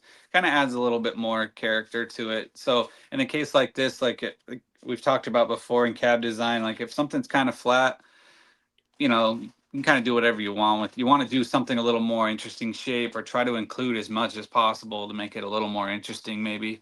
Yeah, for sure. And I mean, if we're like following some of the rules of design, we have the lines actually mimicking the like or running parallel to the top line. So your green line and your white line is running parallel to the top line. And then we've kind of got the rule of thirds going on too. So dang, Yeah. just gonna say from a design standpoint that yeah, this rocks. Let's see, we've got I this wish I would have guy. thought of all that when I cut it. Let me just see. Let me tell you what you got right after the fact. But that's you know, you bring up a great point there. I'll just go back to it one more time. Sometimes you intuit these things that you know maybe designers know or people who have studied certain whatevers know about art, but if you intuit it, it still scores all the same points, right? And that's what you did here. Yeah, You no, know, is there yeah. was a bit of intention. I was being a little sarcastic. Well, you know, even if like I'm saying it kind of in a general way, like of course, Right. like we all know that you're a master, and Nah, that I you know wouldn't go that far. you intuit and feel out like some amazing things, and you know sometimes you're just you're chasing after a vibe that you know that the rock needs to express, Yeah. and I think that that is kind of more what I'm saying is that like a lot of times we see something in a stone, and I'm saying this for everybody out there also that you know chasing the lapidary visions that you might have, that you know because sometimes the stone is talking to you. It's got the script for the design right there in the stone. That's what I'm pointing out, you know? Right. Like, here's what you can do. And you did it. And you did an awesome job. And so Thank we're you. seeing, yeah, we're seeing this rough here. And we're about to see the cab that you created. So tell us a little bit about this before we see that. Yeah, right before I destroyed my shop, this was this was I think the last cab that I had cut, and yeah, it was this little piece of Pride A plume, Thunder Egg core, had the rhyolite all around it, and I didn't want any of that really, not or as little of it as possible. I was really trying to get. This isn't like the great example. It's got a lot of the plumey stuff, but just not as much of the color as some of them can be. Very vibrant and full of color. But yeah, no, I really wanted to work a piece of this. I don't think I have before. At least not ones with like the yellow and orange and red that's kind of present there. Yeah, and that's And the kind of thumbprint for the Pride Day. You know, love the right. moss, but that moss that's kind of in that quadrant towards the left corner. Yeah, Yeah, that's yeah. what I was going for. When I saw it, it was another one that was in a bin that I just um needed to work with as soon as possible. So I just ripped a real quick rectangle that I botched a little bit, and but that's okay. I cleaned it up on my wheels as I went and got it more uniform. But yeah, I just wanted to kind of capture this piece here. And so here we have the finished cabochon, which Oh, I okay. absolutely adore because of the shape that you came up Mhm. with. Tell us about this. Okay, so this is working with, disaster or problems. And so as I was grinding on the piece, one of the corners on the back side of the stone decided to just blow out. The rhyolite just like took off out of there and Ugh. just left this negative space. And I was like, okay, well, you can't have that. So then it was like, all right, well, what do? Do you want to go to an oval? Do you want to cut down the edges and try to get it back to a rectangle again? And I was like, or just nip the corners off. And so that's what I decided to do here was, and this isn't the original rectangle was used with a stencil, but then my cuts messed it up. So then I had to kind of manually bring it back into being rectangular again. And then the corners being nipped off was just eyeballed. I didn't measure them. I didn't, I don't have a stencil for that. I just kind of eyeballed what looked about right and called it good. Oh man. Yeah, this absolutely excites on so many levels. It's just a cool cab just because you don't see that many. So this is one of those failing forward things, I think. You know, when you have a Hmm. corner blowout, make some lemonade, Right. right? Yeah. And then Otherwise, I also, probably wouldn't have done that. I wanted a right? rectangle. Well, you got one, but you have like a fancy one. And Yeah. then for a designer of jewelry, this is so cool because what like immediately my brain goes from corners can be a hassle to look at this gorgeous shape that could be tabbed down. Like this is probably either a prong job or like a tab job, like a beefy Hmm. prong. That you could curl over the top of those angles, and it would float that stone in such a dang cool way that like sometimes problems that you have turn out to be solutions of a magnitude so much higher than the original vision. Oh, A- yeah. and then this lost this stone into how amazingly cool could a setting be that is created unique for the stone that is unique. Definitely. I can, it's kind of interesting that you're saying that, thinking about prong setting and stuff, because one of the things that kind of popped in my head when I was cutting it was like the emerald cut in faceting stones, just kind of that rectangular shape and the corners kind of being nipped off and stuff like that. That's kind of just another interesting because that would be prong set as well, right? Yeah, yeah, for sure.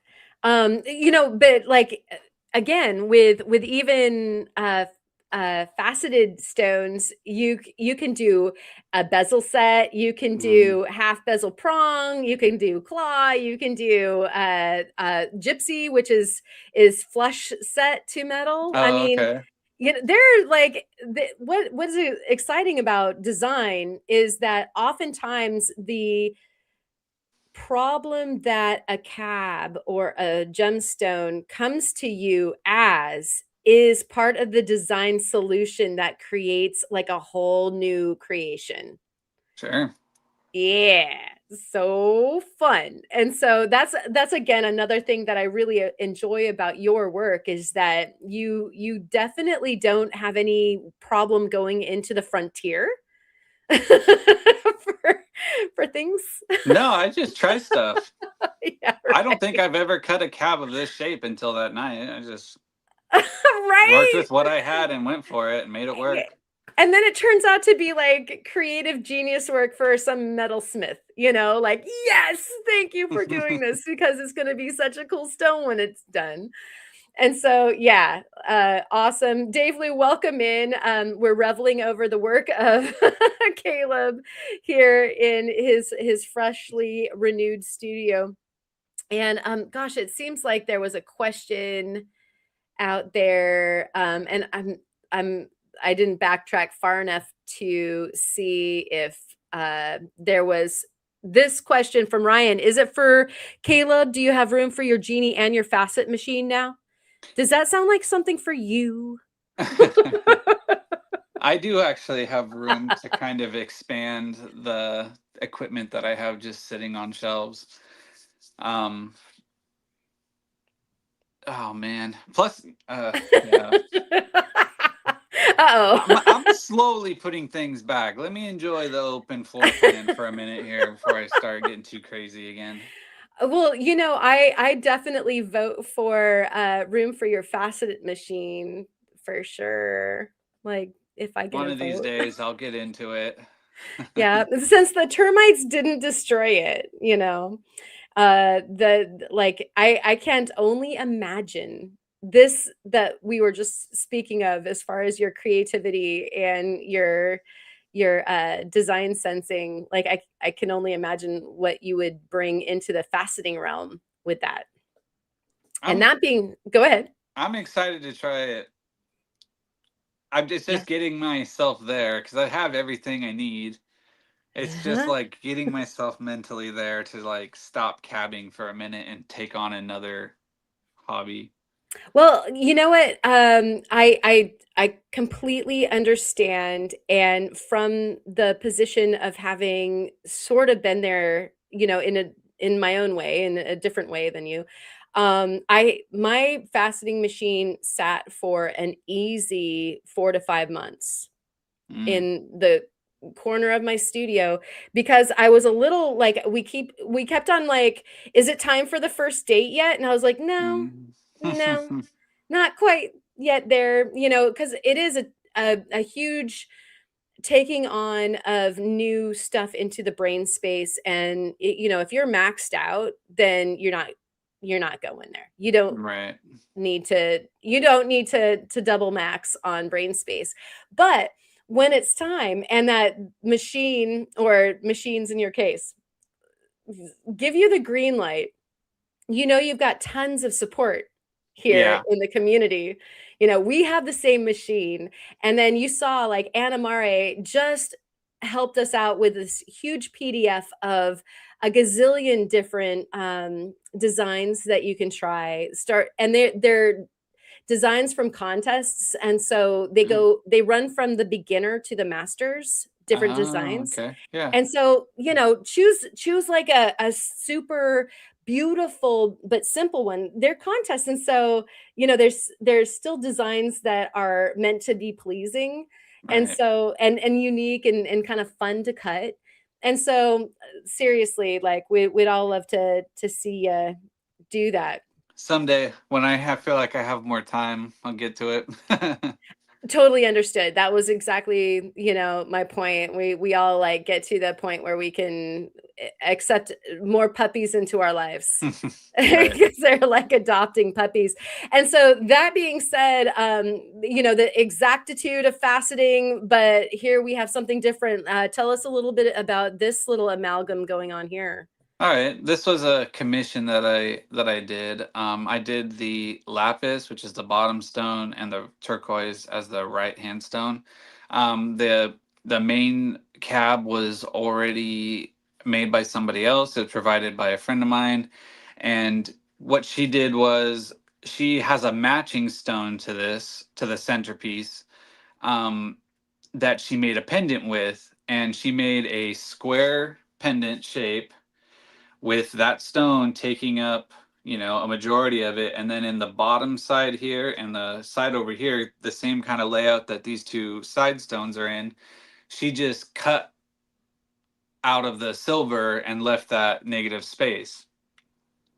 And then the person wanted a ring to kind of match it, and she had another stone to work with, and she wanted something that would be similar but different. So instead of it being a negative space on a ring, she wanted stones to be put in there. So this is going to be kind of a big ring. But the person likes kind of big flashy things, so it works for them. And so she should be designing this piece now. I got her the stones over the weekend. Can't wait to see that.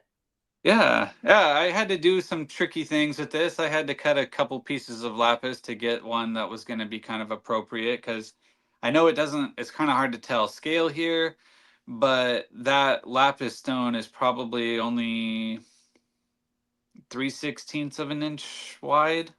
Oh, wow. Yeah, And the I same was with the wondering, turquoise. yeah, what our scale was. And so would you say that the center stone, the master stone here, would be about the size of a nickel or a little bit bigger? About the size, let's see, how big was that? It's almost the size of a quarter, Mhm. or roughly the Okay. size of a quarter. Nice. Yeah, I love the choice of accent stones. And so did you get to choose that, or was that something that she chose?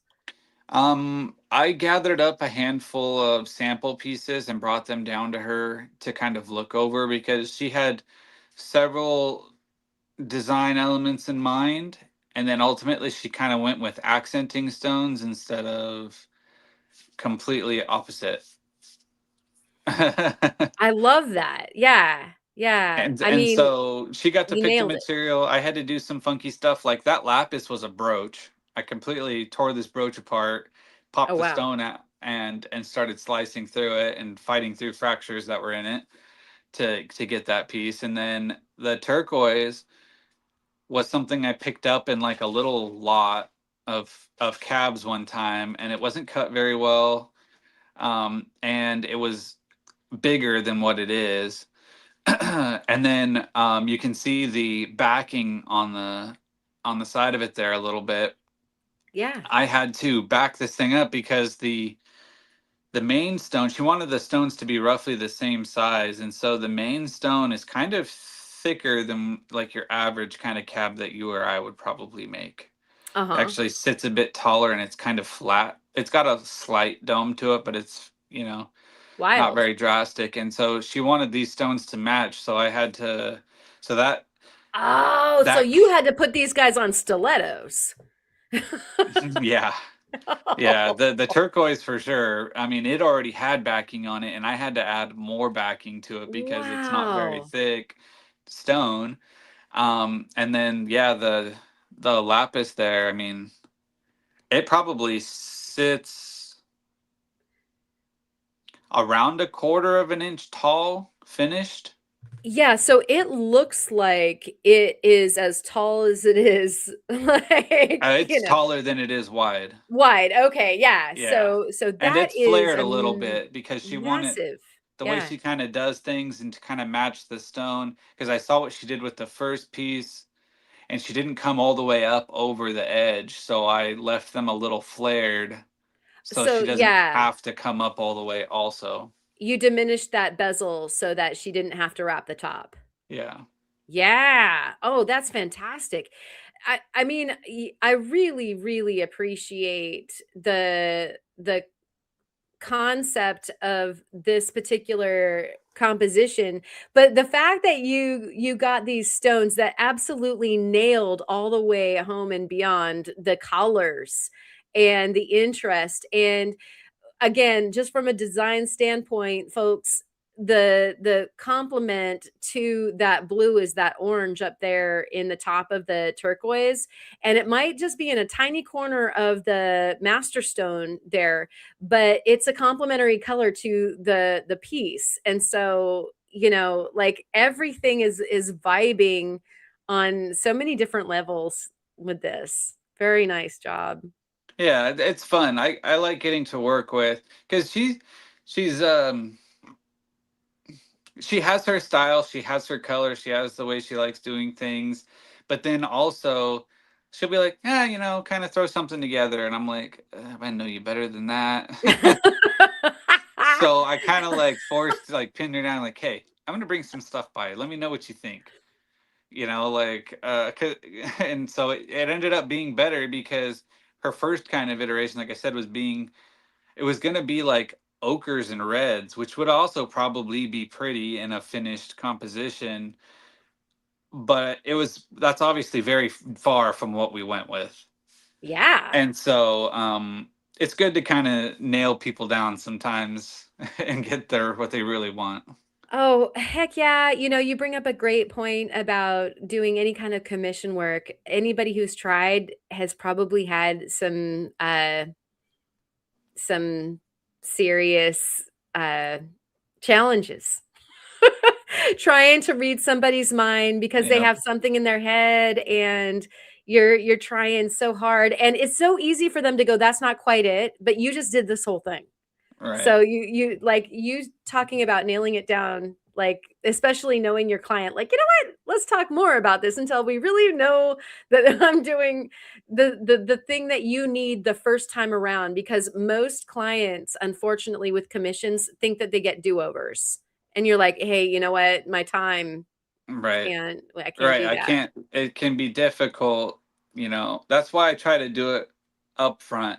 Now, that being said, like, I could produce options, right? Sure. And I'm not necessarily out anything. If they pick one of them, that's fine. I still have the other three stones. I can still sell them or do something with them, or what have you. So it's not like a total loss, but if you're on like a time crunch, or say the four options you make and they're like, I just don't really, then that is tough. Yes. I mean, like I said, you can still turn around and sell them, but it is tough. Yeah, So I try to yeah. get the most that I can out of them, being like, or just at minimum, I was just shooting her pictures, and she's like, maybe this, maybe this. And I'm like, okay, well, I'm gonna grab stuff like this, and I'll bring it, and we can go through it, and that's what we did. Brilliant. Yeah, definitely have had experiences like that where it made the most sense to shoot pictures out and feel out what they were really vibing on. These are the Right, actual materials I have. Now right, select and see how that changes. And so you right. just It's saved like yourself a whole iteration there. they're like, oh yeah, I'd really like a red cab for this. I'm like, okay, well, what kind of red? You want like a really vibrant red, or you want kind of a burgundy red, or do you want any inclusions in it? You want to be just straight up red? Because that's also kind of hard to find. It's just like you got to nail it. Try to get as much information as possible. Right. And we turn out going with blue and green. In the end. So that is perfect. That yeah, well said. We've got a piece with some dendrites coming up. It's this clear cabochon that has these Oh, black dendrites to it. yeah. Yeah, that was a competition piece for Kai's theme, which was for the cab contest on the server that I host. He wanted tree or trees, or something that was kind of scenic with trees, that kind of direction for the theme. And I was flipping through a bin earlier this year, and I came across this little slab of dendritic agate of some kind, and it just had this really awesome I saw the dendrites first, which I thought were cool, And then holding it up to the light, like you could see there was a little bit of this like fuzzy zone in the center, and I held it up to the light. I'm like, oh shit, that kind of looks like a tornado. And so I had planned Oh, on cutting this cab for months, and it was just one that kind of was on the back burner. It was in like my cut this pile, but I just kind of kept passing over it. And yeah, when the theme came up, I was like, oh, maybe this is time to kind of do that. And so yeah, it looks like, to me, it looks like trees kind of being thrown around tornadoes. it's so cool. Yeah. That's exactly what's going on there. I really am in love with how detailed those particular dendrites are too. Sometimes you get closer and they're not quite as rewarding as all that. Hmm.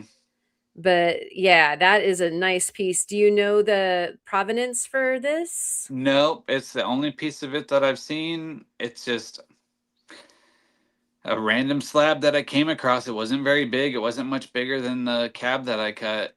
And yeah. Like I'm sure that this particular amalgam of white and black happens in nature in different places around the world, but Warm Springs Reservoir does this exact thing where Mm, you get like the white either cream or actual dendrite material plus the black dendrites. And okay. so like when you pop this up, I was like, oh, that looks like Warm Springs to me.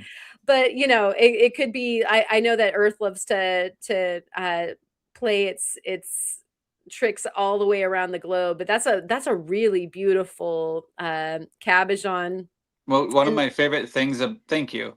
One of my favorite things about that was if you kind of look at the three primary dendrites at the top of the stone, it gives you a sense of depth. yeah. Like if one, like the small one is like on the other side, far away, the bigger one is up close, kind of thing. So it kind of like plays into the whole tornado-y thing. Right. Like the one that's upper right is Mhm. coming right at you closest, and then the other ones are creeping up on you. I Yeah. do love that. That is fantastic. Eric the cat, that's amazing. Definitely looks like a tornado throwing trees, and I'm a trained weather spotter too. So Very yeah. good. That's fantastic. And so let's see, we've got more, I think, on that thread. Let me see. Oh, that takes us back to the celestial thing. And then I think we go over to some of those jade. Oh, how about what you've made? Let's have a look at that. So you have created some creations here. Tell us about these Yeah. necklaces. Um, this was these were two separate commissions. One is kind of a funny story, and I'll save that one for the second. But that's the top one. The bottom one is a serpentine, kind of like a neonish green, swampy kind of I color love that. with this like little bit of black in it, kind of stuff, and it's just super cool. This was actually a Yes. cab that I had cut. I had cut three or four of them out of the same piece, polished up beautifully, easy to work. They're just really cool cabs. And the last show that I did, a lady that I've known for a little while, she ended up wanting it, and she asked if I could do it in a style like this piece, which is my necklace that I wear. Oh, Oh, you're hold on a second. Yeah, let's sorry. get you up here for that. This is a Peter site pendant that I made. Um, Dang, that's a huge piece of Petersite. oh yeah, it's got red and blue, and it's got pyrite in it and a bunch of cool stuff. Good Lord. That's Yeah. nice. Thank you. And Yeah, and it's chunky too. Wait, look at how chunky that is, you guys. Oh, and it that's tapers. I fat. put a taper in it. So Dang. this side is the front. So it's got like the red and gold, it's got blue and gold, and then there's a pyrite spot right there. And then when you flip it over, the back side is just red and gold. That looks like a Da Vinci painting.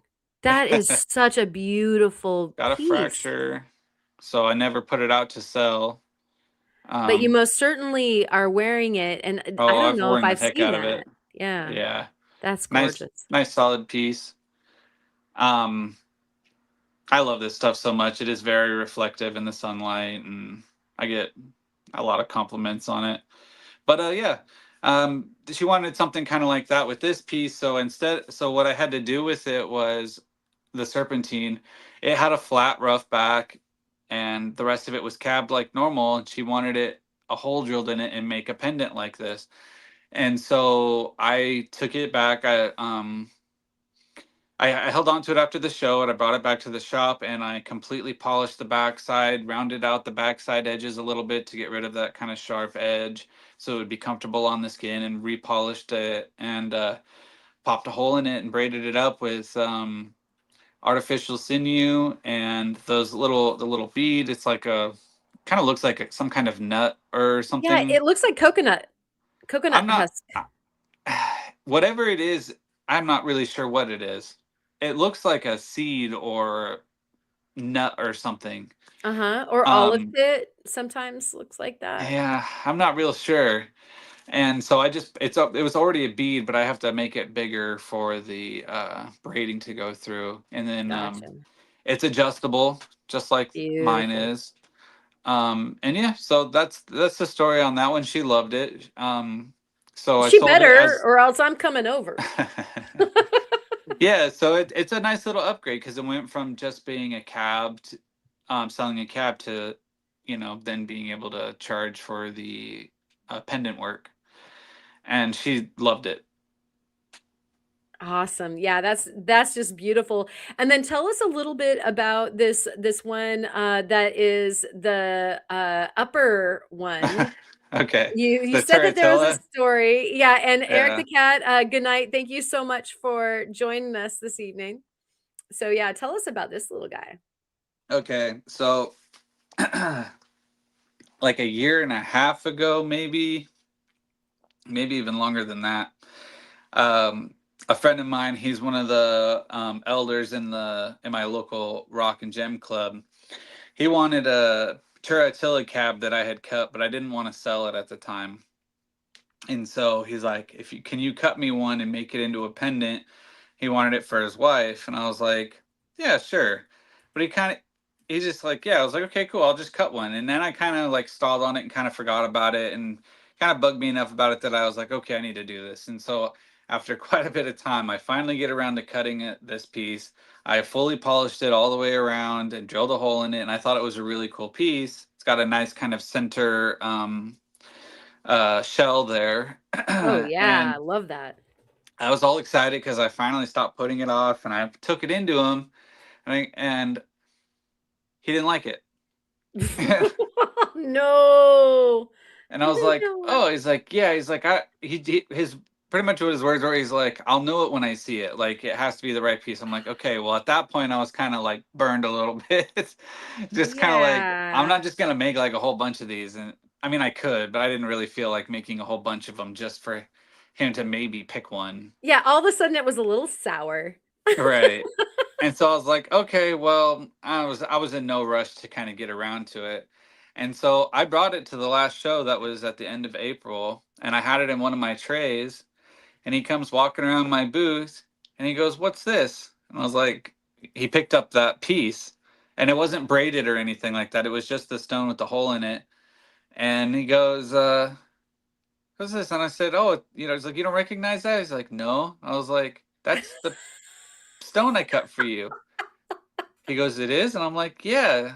He's like, "Well, why don't I have it?" And I said, "You didn't like it." That is so funny. And I was just like, he's like, "Well, why did I say that?" I said, "I don't know. You said that it wasn't what you were looking for and that you would know it when you saw it." And he goes, "Well, I do like it." And I said, "Okay, well, I can Oh. finish it for you." And so I just finished it for him, and he loved it. So it's just kind of funny, the long journey that I went on with this thing. Oh, that and that it ultimately did end up being Yeah, his spirit rock. he He just just maybe he was didn't having a bad recognize day it that at day. I don't know. first. He thought it was super cool though. I was like, okay, well. Right. Oh man, that's classic. Well, I think that that's actually poetic for you getting the good feeling of, yes, I was right ahead of time. Right.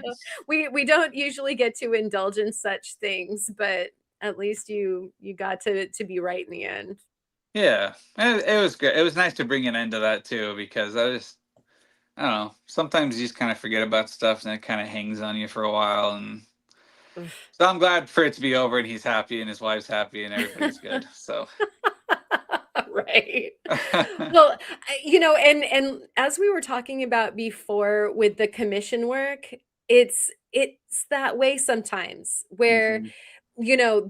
the client at first they see something and they're just like, no, that's not.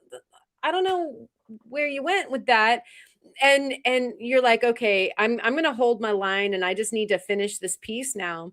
And you end up sharing it with them and they're like, that's perfect. And you're like, you just rejected it. You Right. like literally rejected it last week, last month, whenever it was, that's definitely a thing. And so from a professional standpoint, like, do you find that sometimes this is what happens with commissions or more Yeah. often or yeah. I wouldn't say it's like super often.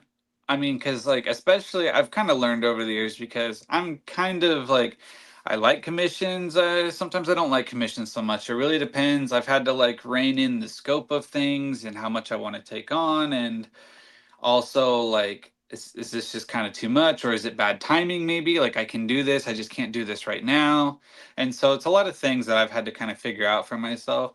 And then sometimes I'll do stuff like I'm friends with some local jewelers that I'm close enough with that I don't mind them holding on to things.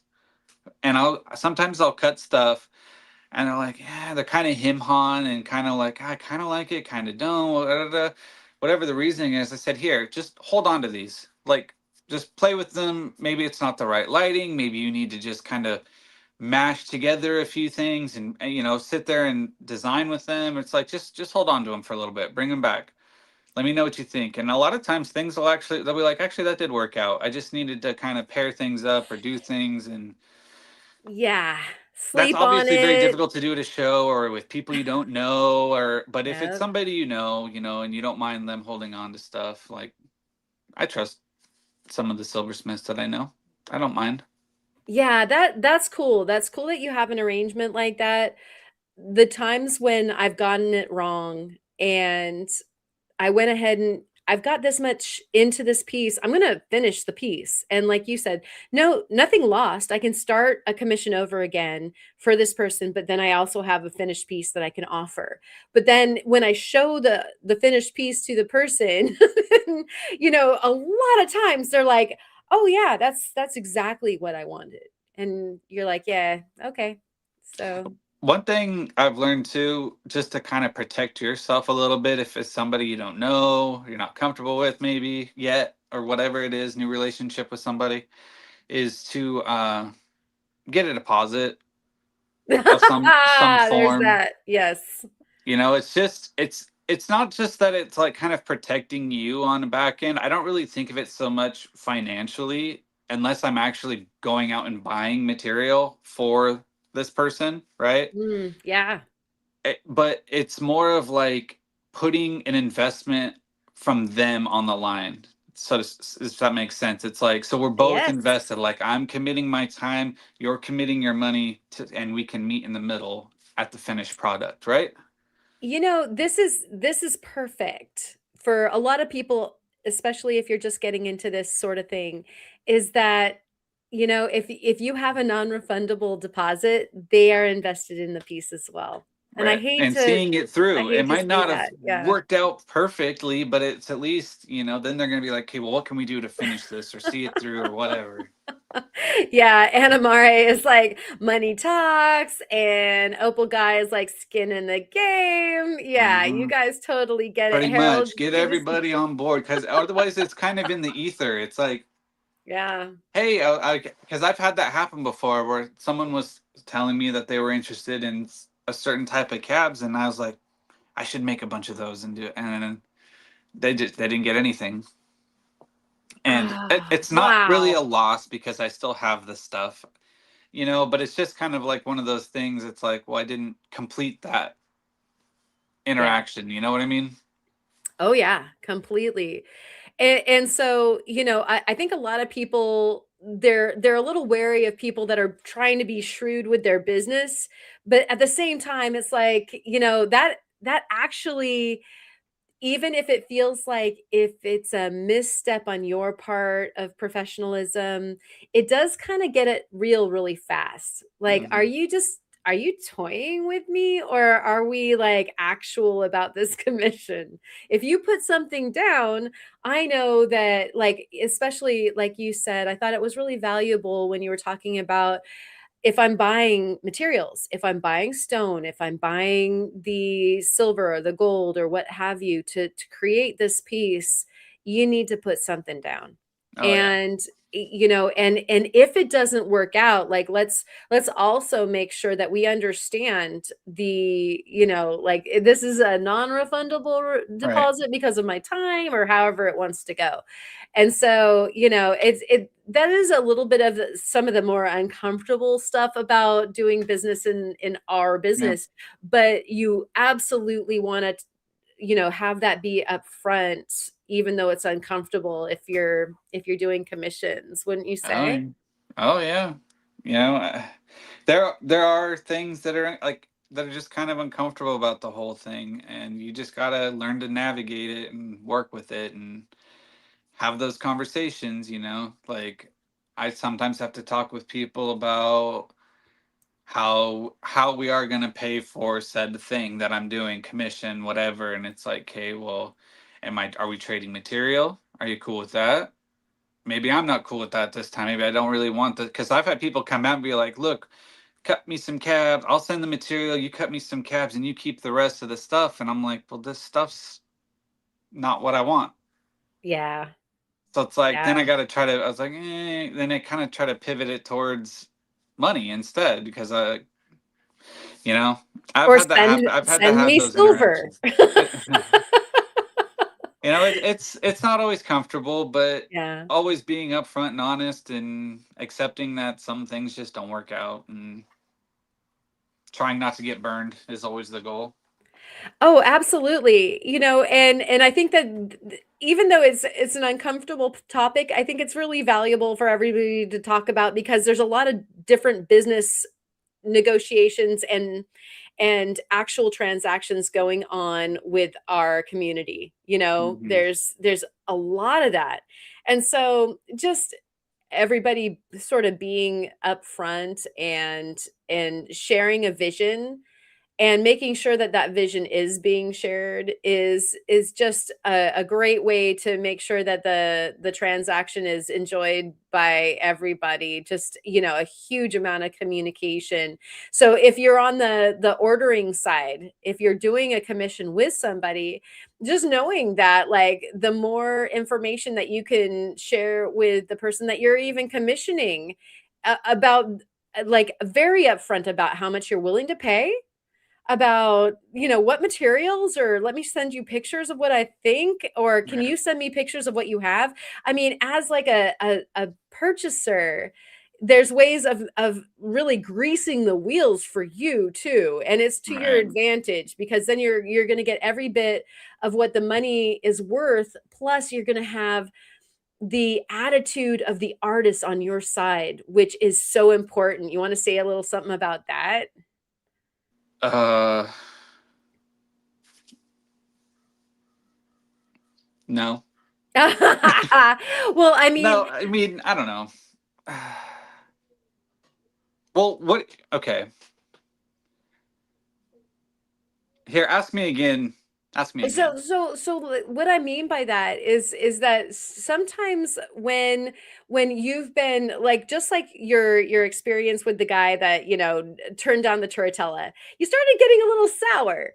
And what I Right. mean by Okay. that Yeah. is that, like, if on the customer side you are greasing the wheels, then in any artistic endeavor, and I would consider lapidary an artistic endeavor, even though there's a lot of engineering and it can be, 1 plus 1 equals 2, Right. that when you have an artistic thing and the creator is super excited and down with the project, you're Right. gonna get a different end result than if it's forced and if Right. it's something that they don't want to do, if it's Right. drudgery. That's what I was talking about.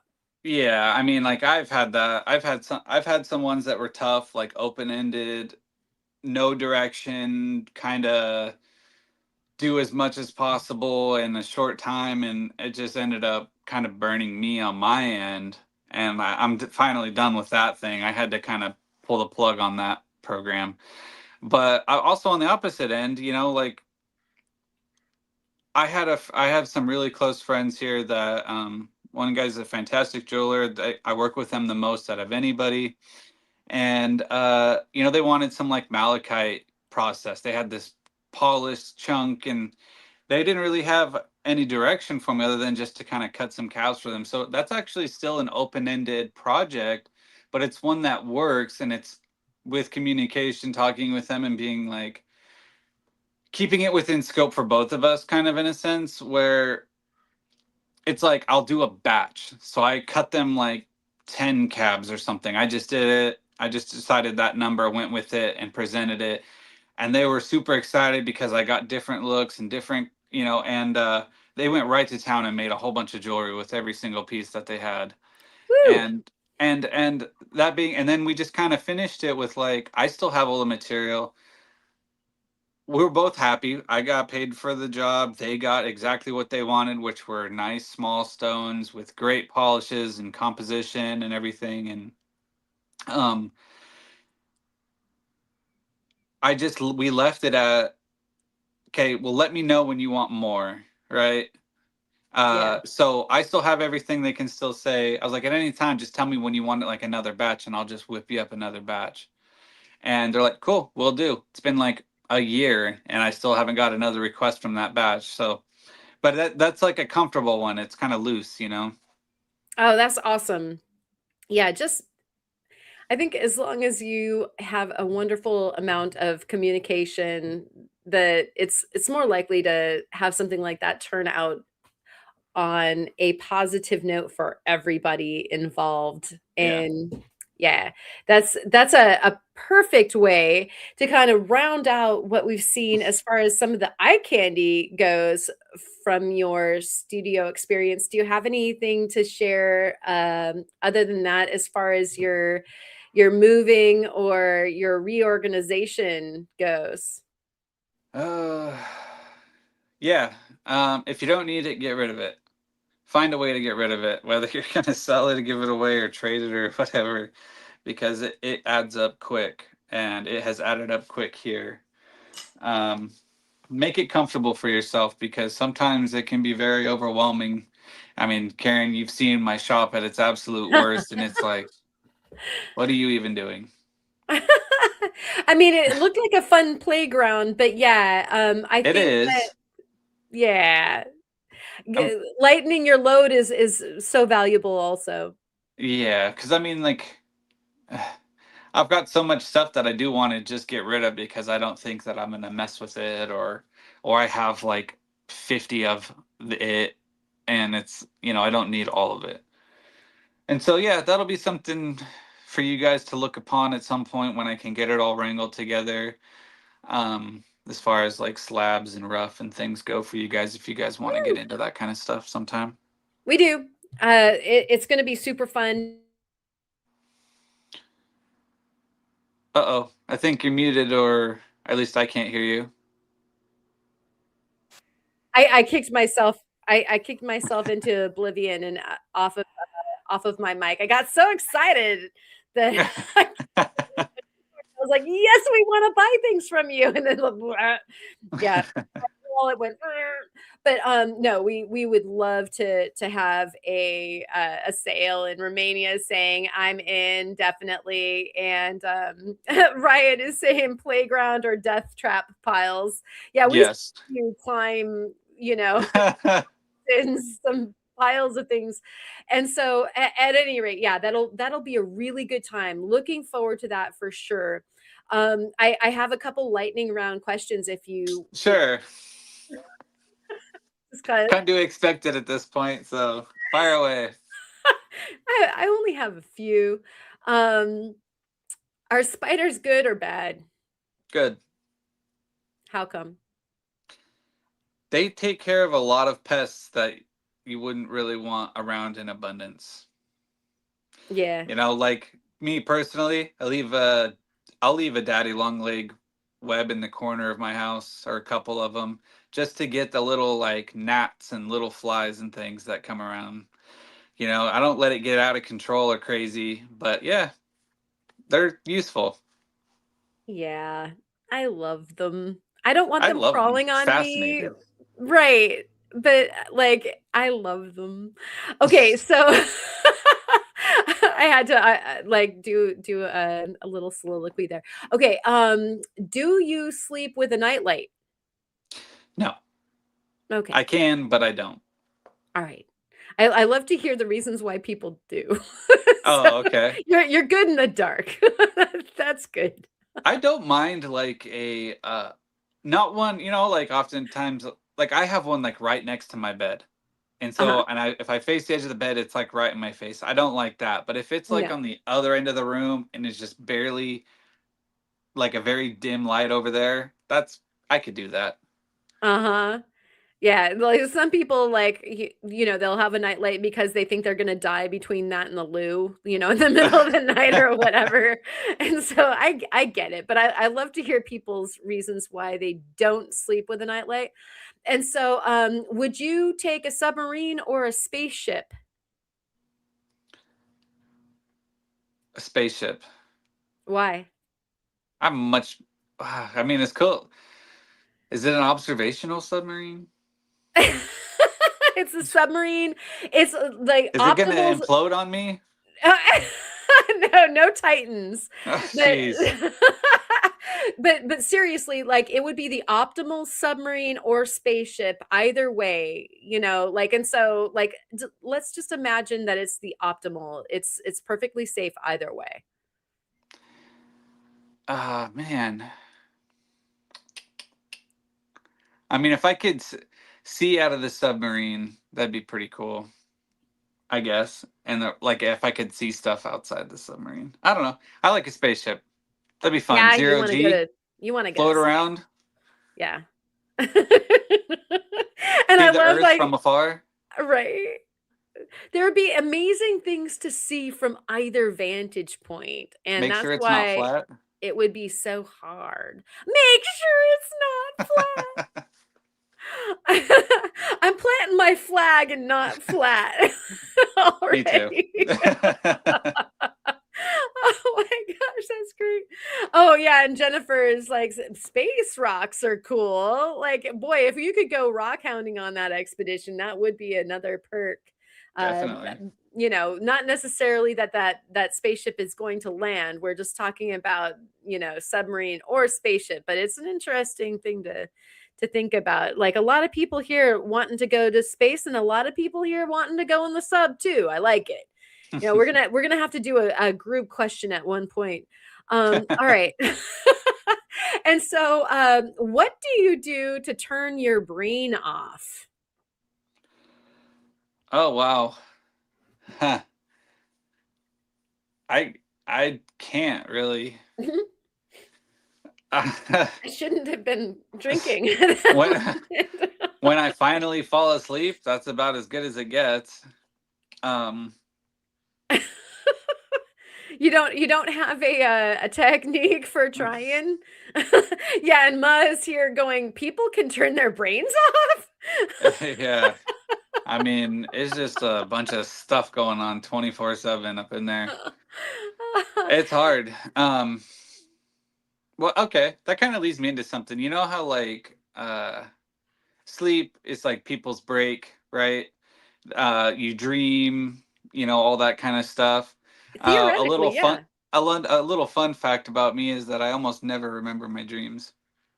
I, on Oh, average, maybe remember like a couple dreams a year and only like a wow. fragment. I usually fall asleep and then wake up. I don't really like even instantly. I won't remember anything. I'll just kind of wake up. That is really amazing because there are some people that remember every single night's Yep. dream. I am among the people that probably remember about 75%. In the comments or in the chat, let us know how many dreams you remember because I think that that's really interesting and I wonder if that has something to do with, silencing your mind before bed or not. I have a hard Maybe. time. I have a hard time, and it sounds like you don't do it either. I guess like the closest thing I could say to like calming things down is like when I am going to bed, I like to put on David Attenborough documentaries, Oh, like, yes. all that kind of stuff, and I put it on real quiet and just let him drown me out. And that's almost a nightly ritual. Um but yeah, I don't know. Yeah, I don't know, it's weird. I've never really met anyone personally that I can relate to with that. I mean, it's just weird. Like I just fall asleep. Like I know I'm tired, and then I'm obviously out, and then I just kind of wake up, and I'm like, okay, now we're on today. And that's Yeah, it. Steve and you could discuss about this because I don't think that he remembers most of his dreams either. Yeah, And so, interesting. it would be really interesting to compare and contrast why those things happen or not. And yeah, people are definitely popping up with their experiences here in the chat. Thank you guys for your input. Very, very cool to read. And then reggae or metal for you? Uh, Metal. I do like both, but metal. Yeah. Why? Hmm. Why come? Um, I think I just kind of connected with metal and rock music a lot more when I was younger. But that being said, I've gone through a lot of stages in my life. Like with my dad, it was all like country music. With my mom, it was everything from like hippie music to really oldies and stuff like that. And then with my brother, he was super into rap and rock, and I just kind of so I'm like the melting pot of all of their personal tastes, and so I actually have a lot of appreciation for all kinds of music. But I definitely connected a lot more with like metal and rock music. But Nice. that being said, I didn't listen to a single metal or rock song today, and I did listen to some reggae. So You know, like if I might, I've found that in times where I've been super stressed out or have like too much here, I'm on the reggae side. mm, And then sometimes when I'm feeling like conjuring more momentum, I'm on the metal side. okay, And so it for me, it's very mood oriented and a lot of people don't love both, but I absolutely adore both. I oh listen yeah. to like mass quantities of both. And so I'm like part of all of the tribes, but I always think it's interesting to hear what other people like to A listen to or B create to because a lot of people are very polar as far as, like, yeah, when I'm listening to metal, I just like I love to grind on the rocks or, I'm Sure. hammering down. Yeah. For me, it can be literally all of the above. It just kind of depends on the vibe. Sometimes if I'm chatting it up with people while I'm cabbing or just down here by myself, it's late at night. I could be in any kind of mood. If I'm having a drink or two, just kind of feeling loose. I mean, some nights it's like, you know, 90s rap, and other nights it's metal, and other nights it's country music from like when I was a kid. And so there's like a nostalgia aspect to some of that stuff, but yeah, it can just be whatever I feel like on the day. I float around all the time. Oh yeah. I think that's great. There's so much music out there. Sometimes I find myself just like cruising into genres that I know nothing about just because like okay, like where do you go? The internet is so nice for that like you can go down a rabbit hole and decide like I absolutely don't like that, or whatever. Maybe I just don't like it today. Sometimes some of my Yeah. favorite bands, I'm like, ah, shut up, and I change the station. I still love it. I'm just being kind, dumb. Did you mute yourself again, Karen?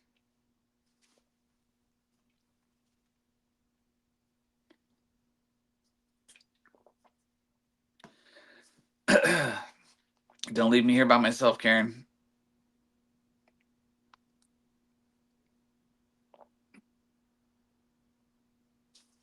Hi. Karen, please. Sorry.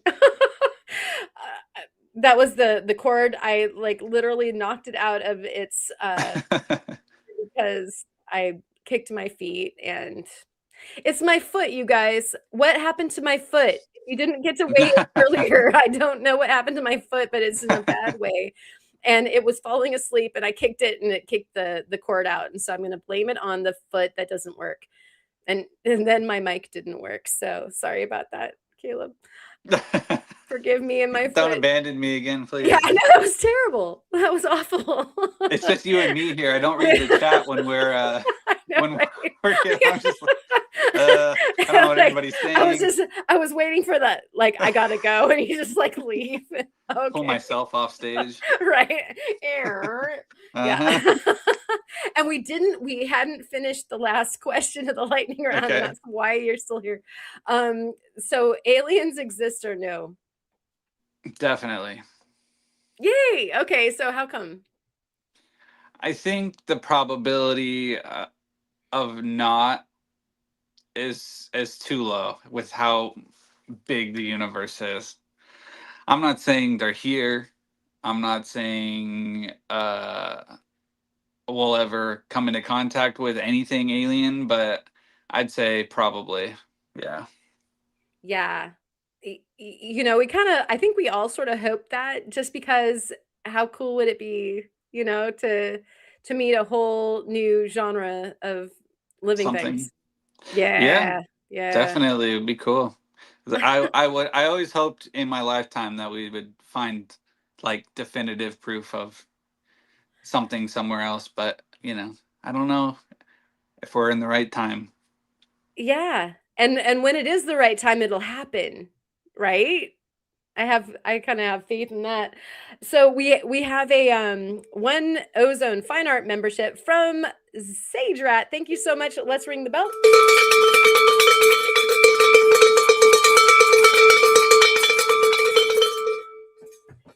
And in addition to that, Bob's Rocks has a donation for a new mic.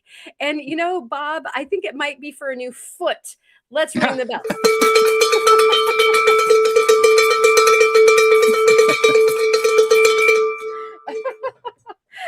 Yeah, I'm sorry to all involved about that. And thank you so much, Bob and Sage Rat. You guys rock. And Romania is saying we're not alone in the universe. And I totally want to agree with you. Aliens, quick, hide the DeLorean. I know, right? And soon Tesla trucks, I think, are as well.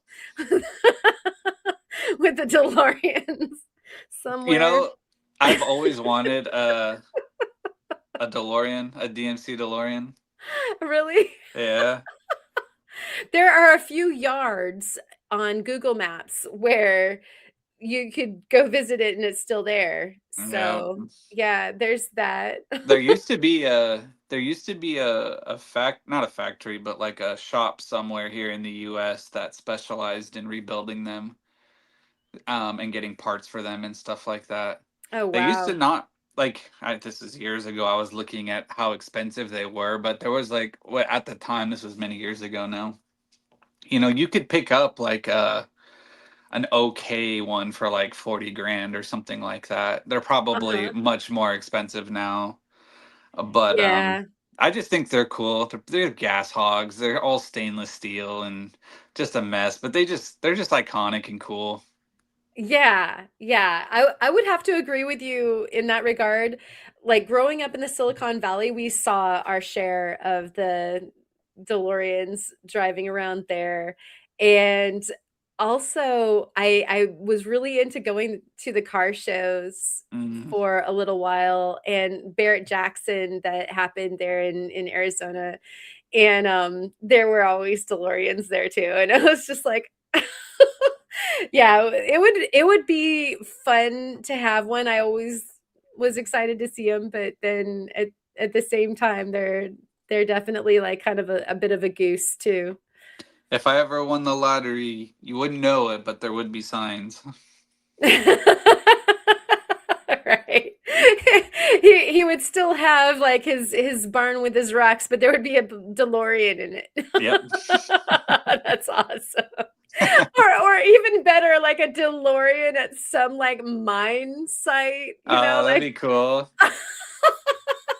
Heck yeah. that would be cool. I You drive I a just mob that DeLorean, thing everywhere. right? How It's could all you not? How could you loaded have that down with car and not rocks. just go everywhere with it? I love it. Yeah, that sounds like a solid future for you. Let's get Caleb wins the lottery.com. Let's have Yes, that sir. happen. All I'm right. ready.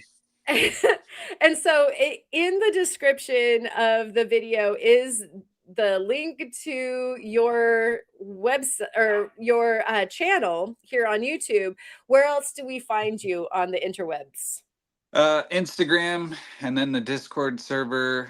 I have a Facebook, but I don't mess with it too much. Mostly Instagram.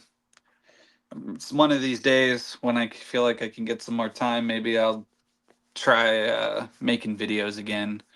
I want to just, haven't prioritized it. It's been a long time, but it would be fun to do. They're fun to do. It's a lot of work when you're doing all of the the rock hounding, the cabbing, the videoing, the editing. It's a lot, as you very well know. Indeed.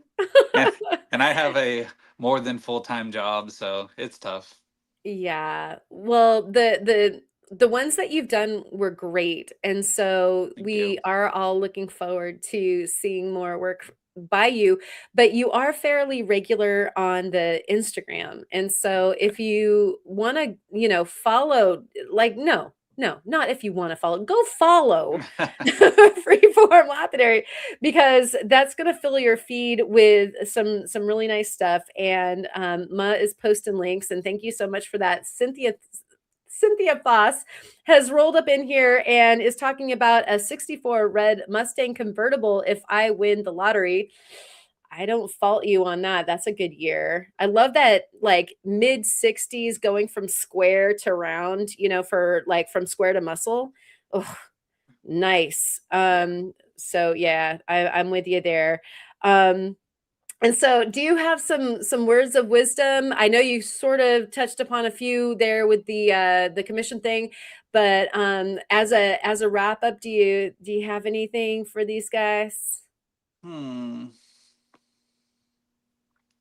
Keep an eye out for termites. Oh, yeah.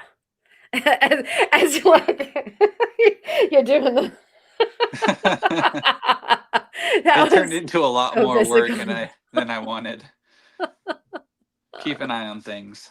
Don't Yeah. let it get unruly. Because like I said earlier, part of the problem of why it even got to the stage that it got to is because my shop was unruly. So Mm. there's lessons in there beyond just pests. Yeah, that's actually such good advice because if it's not a termite, then it could be something else. Yep. Even if it's black mold or who knows what's growing back there. So, Yep. different dangers for the different environments in which you might live. But yeah, it's a good idea to like keep things fresh and shake it up. Yeah, Anamare is over there in Australia, snakes be one thing that might Oh be yeah. hanging out back there. I've dug Um, snakes out of here before. And tarantulas and a whole number of other ungodly things. I love the tarantula though. So Yeah, that cute. was really cool. Oh my gosh. I was tempted to handle it because I have handled them before, like let them crawl in my hands and stuff, but Sometimes my mind gets the better of me. Well, and they're fast and they can jump, and they also can hurt themselves if they jump and don't have something to land on. And so Yeah. if they fall, and then you feel all bad, like you don't want to have one of those guys like I mean, luckily jump the one to their the death. I don't know the specific type of what these those brown ones are that we have here. They are very docile. I mean, I've never seen one Yeah. get a, in a aggressive stance or defensive stance. Not really, Yeah. unless someone was really messing with it. But I've picked them up and handled them before. That they can flick their fur at you, their little hairs. Yes. So there's Oh yeah, that. you can pick up like slivers Hmm. from their little wiry hairs. That's true too. Yeah. And that But can be they're still a big spider with big fangs, so it's still not the most comfortable thing to be handling. they're adorbs. Yeah. I just love them. Hmm. It's All cool. right. Oh, go ahead. No, go We ahead. we can call it. You were gonna say, and then we'll call it. Okay. It's neat because we often see them around here from time to time. They're just kind of around, but always right before the rain comes, right before a big storm, they just come out in numbers. And it's like some days when I'm driving home work on the back roads, I'll count like 20 tarantulas on the road coming home. Yeah. It seems like maybe when there's like a full moon, a lot of light at night, it Mm, seems like it draws a lot of them out too. I've seen, and I think that some months it might be because they're also looking for, some action that night. mm-hmm. And Maybe. so you'll see just so many. Yeah. And I don't know, I think it's a delight. It might be a nightmare for some, but they're just such I'm cool more creatures. terrified of the wolf spiders that get about this big around in my Yeah, shop than I am right. of tarantulas. Oh, me too. Like I like bigger spiders. You know what they're doing. You know where they are. Right. Like the small ones, you don't know so much. Oh yeah. Where are they going? What are they up to? I don't trust those guys. Yeah. But yeah, thank you so much, Caleb, for coming on. It's been a blast seeing your work and seeing what happened to your studio. Thank Really a you. pleasure. Thanks for having me on. It was a pleasure talking with you tonight and sharing in what I've been going through. Well, I think that there's a lot of learning opportunity and also just a stellar amount of gem gazing. So I appreciate that. And we'll bring the credits up and we'll bid you adieu and thank you again so much for coming. It's always such a blast. Thank you. Have a good night, everyone. Cheers. Be alive, everybody.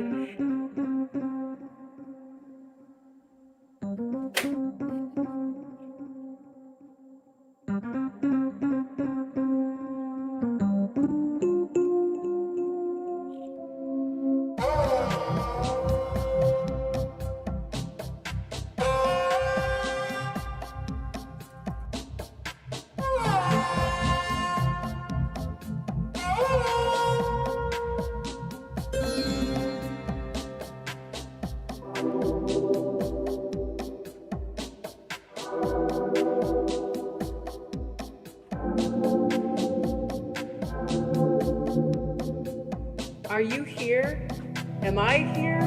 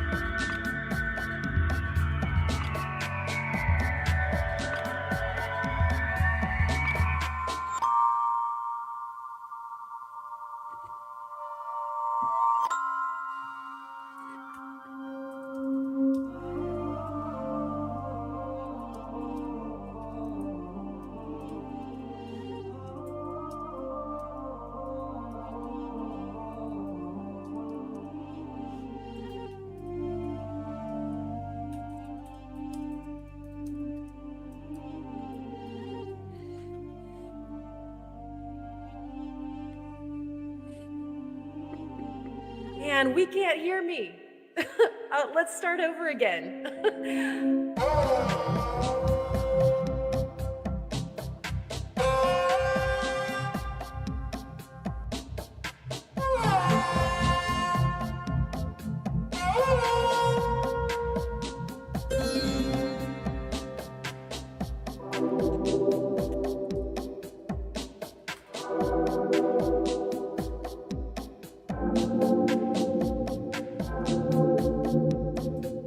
Are you here?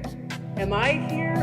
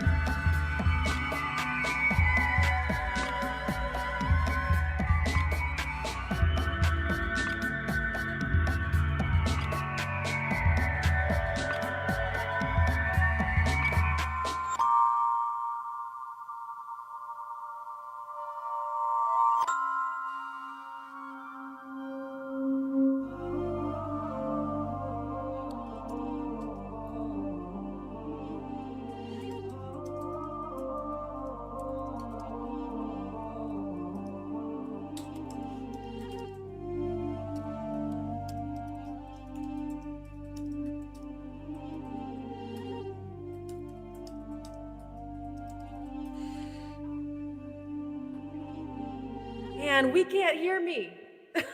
Let's start over again.